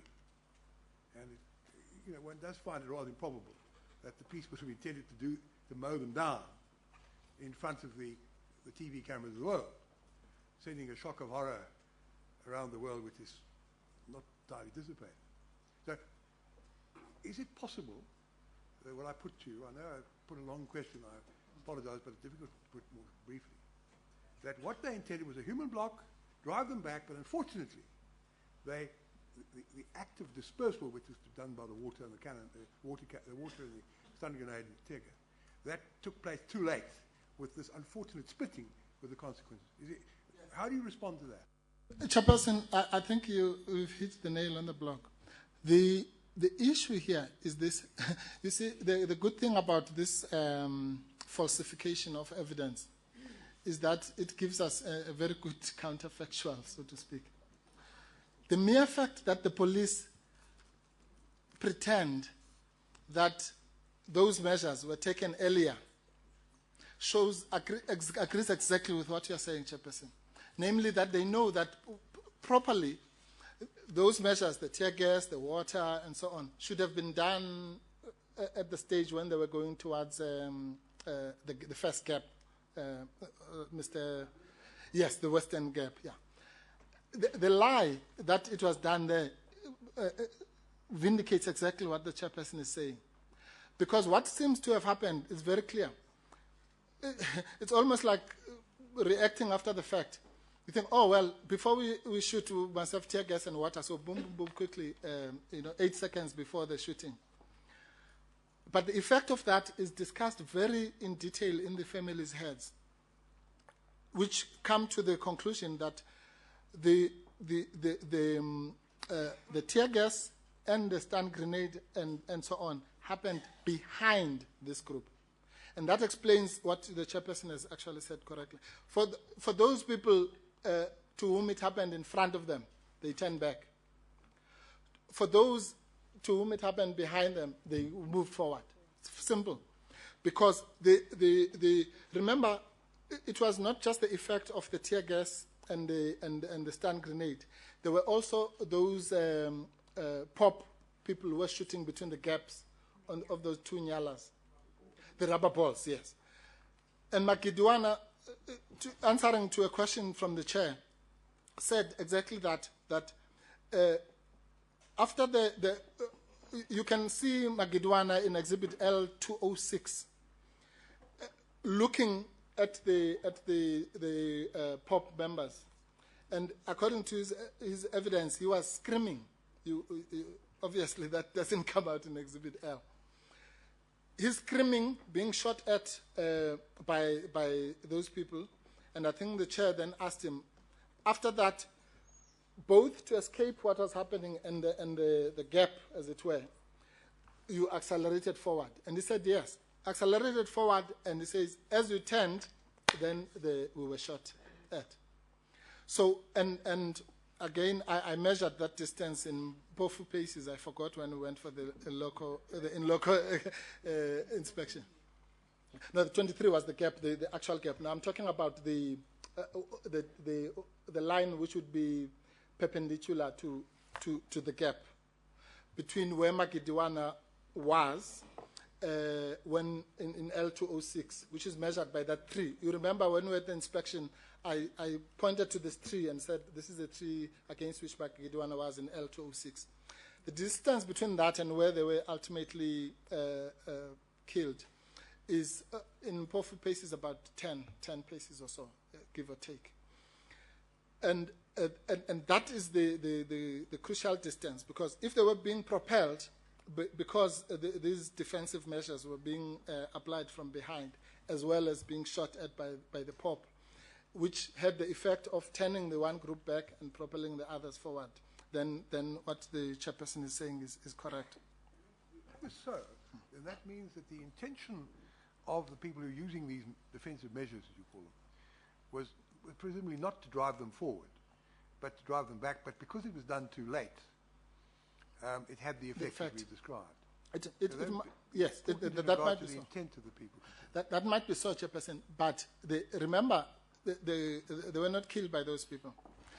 They were killed by the TRT line. If the TRT line was, as I've tried to postulate, had the instruction that whatever the cause is, these people must not, these particular people, because remember Makidwana also says they were targeted. These particular people must not move through. Block that road, hold fast, whatever was said, don't move, don't retreat. Remember Section 49, and all those things, then there was no other result which could eventuate apart from intentionally, but thinking you're acting under Section 49(2), killing them to at the best for the police to effect the arrest. It looks though as if they, again, we'll have to look at the videos again very carefully. It looks as if initially there were warning shots fired, there was sand, dust going up and so forth. Of course, we know that thereafter, at least I think I'm correct in saying, thereafter the shooting continued and that they were no longer warning shots. Yeah. No, Chairperson, I'm afraid the warning shots really we must just discount. No, but if there were warning shots, I'm trying to get into the mind Yes, of the the sequence. TRT people. Fire warning shots, they see the people still coming on. They then think they've got a fire. Consequences follow from that. Of course, the reason why, I'm just putting it to you to see how you react to it. The reason why the people don't respond to the warning shots, of course, is that they're being attacked from behind because of the tear gas and so forth. This is part of their being driven the front lot being driven forward instead of back by the defensive measures. Yes, is it possible? I ask the question no more accurately than that. Is it possible that that's what happened? It's possible, Chairperson, but what I'm saying is this. Look at it again now from the mind of the strikers, of a reasonable citizen.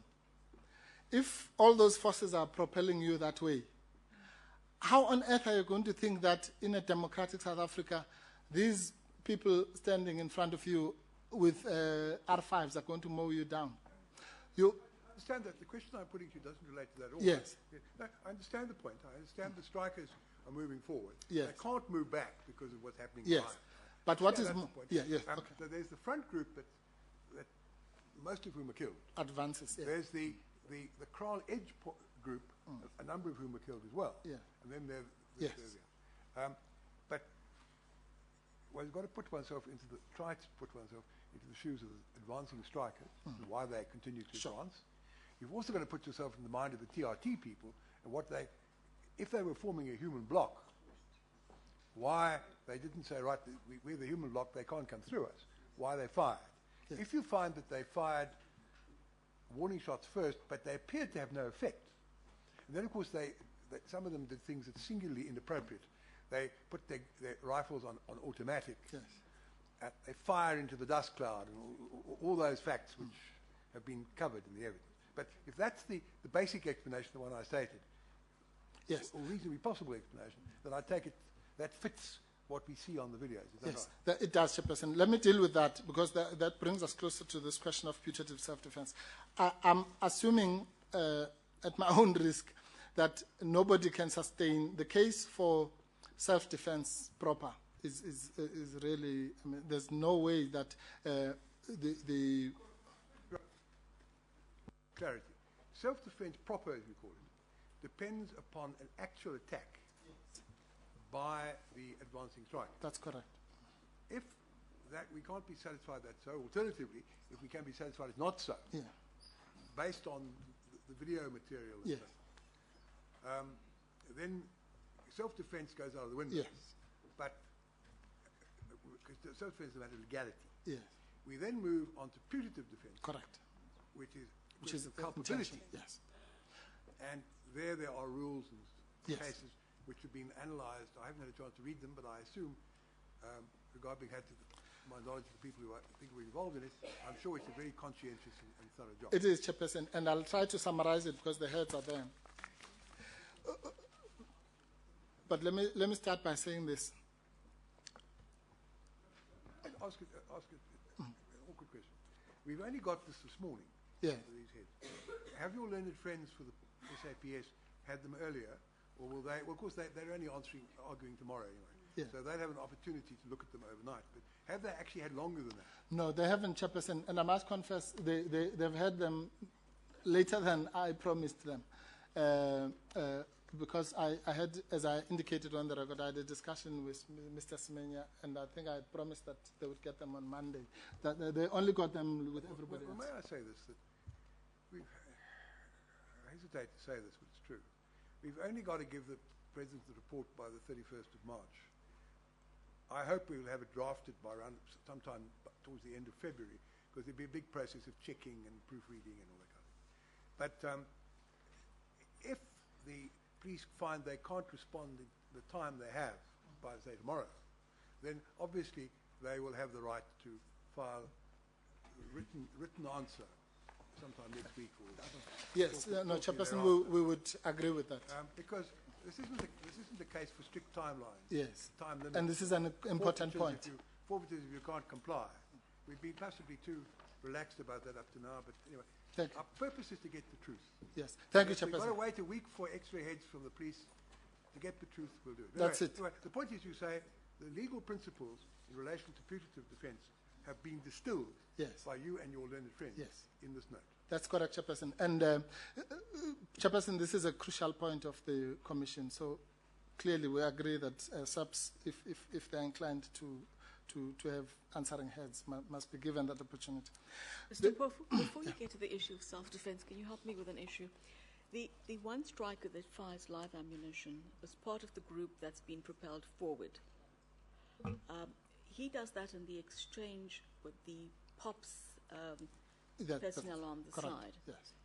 Do you say that presents no threat whatsoever to the TRT? Yes, and I'll explain why.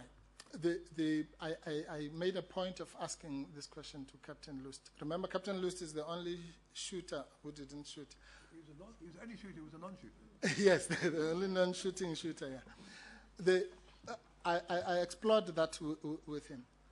He agreed that, you know, and surely it must be so, even if one looks at the objective evidence, that firstly, that striker at that stage was obscured from the TRT.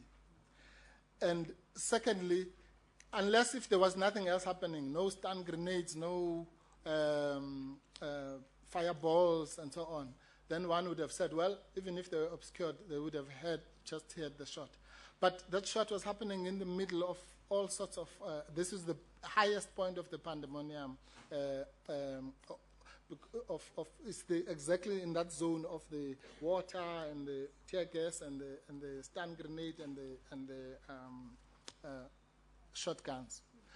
So if they didn't see that, put aside the fact that striker clearly is retaliating, rightly or wrongly, to being shot on the foot by one of those POP people. Yes. Put that aside. But that shot certainly did not play any role in the minds, at least, which is what we're exploring now, of the TRT line, for the reasons that I've. Would it be fair to put the proposition this way? That if, remember, we're now trying to get into the heads of the TRT people, assessing their culpability.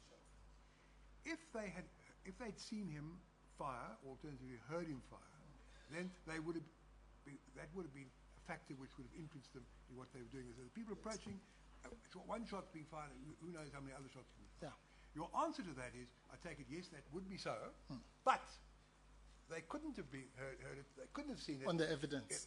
Because of the pandemonium point. Yes. And therefore it's irrelevant. That's what I'm saying, yes, Chairperson. And Lust confirmed that much, because I was worried about that point.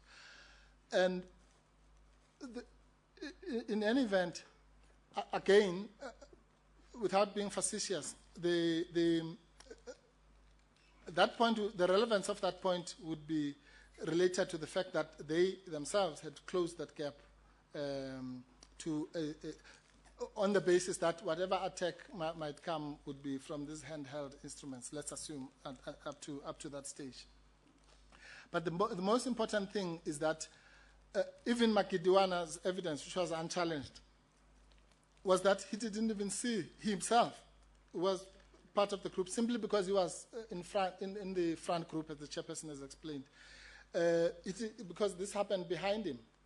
So he himself could not see it. He says he saw it on television, meaning on the monitors here when we were in Rustenburg, or when we were consulting with him. So if Makidiwana couldn't see it, that presents two things. Firstly, that the TRT could not have seen it, or the Makidiwana group would have blocked the whatever was happening at the back anyway. So that has to be factored out. It's all very well for all of us to to have slow motion and look at the thing on monitors now. But at that point, the evidence would be slanted to the idea that this didn't play any role with the TRT. But let's go to the putative self-defense issue. Mr. Mpofu, it's now 4 minutes to 1. I don't think you're about to do the putative defense in 4 minutes. If there's a discrete little portion you can deal with in 4 minutes, fine. Otherwise, if you prefer to deal with it after lunch, we'll take the German. I'm not quite sure how you're doing in relation to time. That's my concern. If I have to start again at 1:30, will that assist? Because we've got to allow for Mr. Tip, who's going to follow you. Yes. Yes, Chairperson, no. I'd rather, if the Chairperson allows me, I'll do my best to do the putative self-defense in the 15 minutes that remains. Because I want to deal with something else after lunch. I want to deal with the Ramaphosa, the criminal. 15 minutes, 4 minutes, or 3 minutes? It's 4. Oh, well, well, the other thing is I had made a deal with Mr. Tip about the times, but after what I said this morning about NUM, I'm not sure if the deal. I'm a man of honour, Chair, and nothing that my learned friend says disturbs our arrangements, Thank you, which he can Chairperson. detail. Thank you, Chairperson. Well, then, Chairperson, I'll take your offer, but can I just put the principle, and then I'll discuss it when we get there. Firstly, Chairperson, the approach taken by the evidence leaders on putative self-defense is just wrong in law and in the approach that they take. They say that they base their claim for putative self-defense on what they say was a reasonable reaction of a TRT basic liner, let's call it that. Putative self-defense, and the mistake that they make is that putative self-defense has nothing to do with unlawfulness, despite the name putative self-defense. It's about intention, yes, culpability. In that sense. And therefore, if you're going to meet a charge of murder with putative self-defense, then the question is dolus, because there must be the congruency of the principles. Now, once you have dolus, it means you are dealing with the subjective intention of those people. And all the formulation says if they genuinely or honestly believe, and so on and so on. And you can't, with the greatest respect, infer the intention of the shooters when the shooters are not here. That's the first point. Put aside the fact that you can't draw an adverse inference because there was an arrangement and so on. That I accept. But the truth of the matter is that they're not here. And if there is a case which I was going to use for another, it's S versus Gola, 1966-4. Gola's case, yes, John.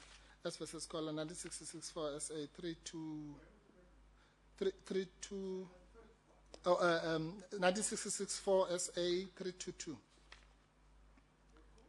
AD. And one of those of quoting a quote that is in the case. But at 327 of that case, the following is said. I said 322, sorry, Chairperson, yes. Yeah. At 327 against the letter H, the following extract from another case, R versus Detlefs, is endorsed. Intention is an operation of the will directing an overt act. Motive is the feeling which prompts the operation of the will, the ulterior object of the person willing. A person kills another, or rather, if a person kills another, intention directs the act which causes death, and motive is the object which the person had in view, the satisfaction of some desire or revenge. The important issue, Chairperson, here is that what is said here is that the intention of a person can can only be measured by what that person's, and this is self-evident, by what that person says. You can't just take it from the air. So as far as Dolus is concerned, neither the evidence leaders nor yourselves, Chairperson, nor SABC can say what the subjective intention of the... but of course, you can, in the absence of direct evidence, if there's a reason why the direct evidence isn't forthcoming and there's no adverse inference to be drawn from the lack of direct evidence, you can, on a circumstantial evidence basis, in some cases, not in all, but in some cases, get the answer. Probably. Generally, okay, let me then preface what I've said with generally speaking. But remember, that's not what the evidence leaders are doing. What they're saying those people reasonably thought that they were being attacked. In other words, once you bring the element of reasonableness, then you are in another terrain of culpa. That is not wrong in principle, because the leading case, S versus De Oliveira, makes it very clear.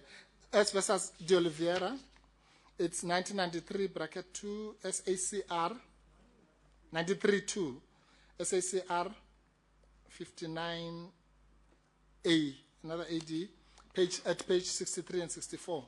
And I'll just read out the extract and I'll analyze it when we get back. It says, a person who acts in private defense lawfully provides in private defense acts lawfully, provided his conduct satisfies the requirements laid down for such a defense and does not exceed its limits. We've dealt with that. The test for private defense is objective. Would a reasonable man in the position of the accused have acted in the same way? It refers to S versus Ntuli. In putative private defense, it is not lawfulness that is an issue, but culpability. If an accused honestly believes his life or property to be in danger, but objectively viewed they are not, the defensive steps he takes cannot constitute private defense. If in those circumstances he kills someone, his conduct is unlawful. His erroneous belief that his life or property was in danger may well, depending on the precise circumstances which must underlie, exclude dolus, in which case liability of the person's death will also be excluded. I'm sorry, it goes further, which is the important part.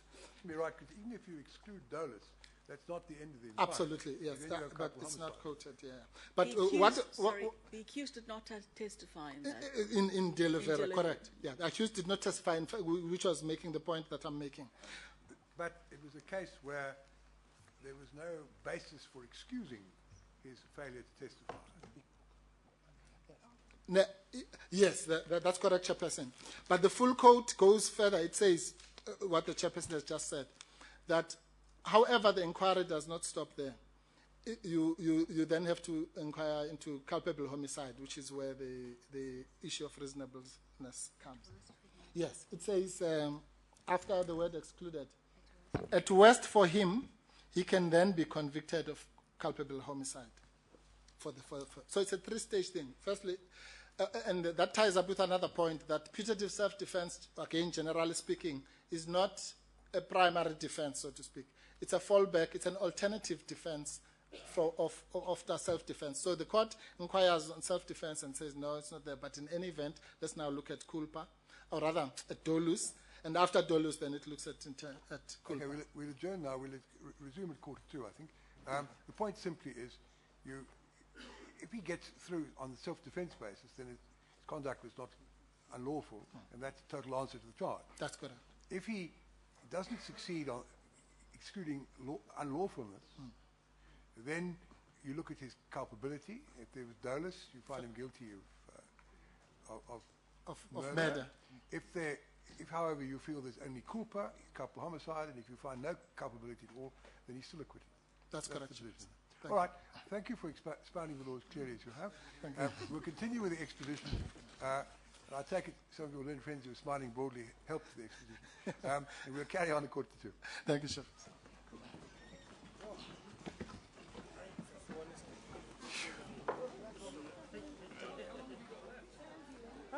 I don't know.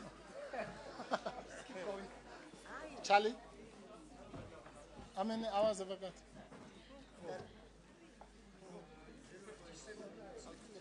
1 hour. Quite exact, huh?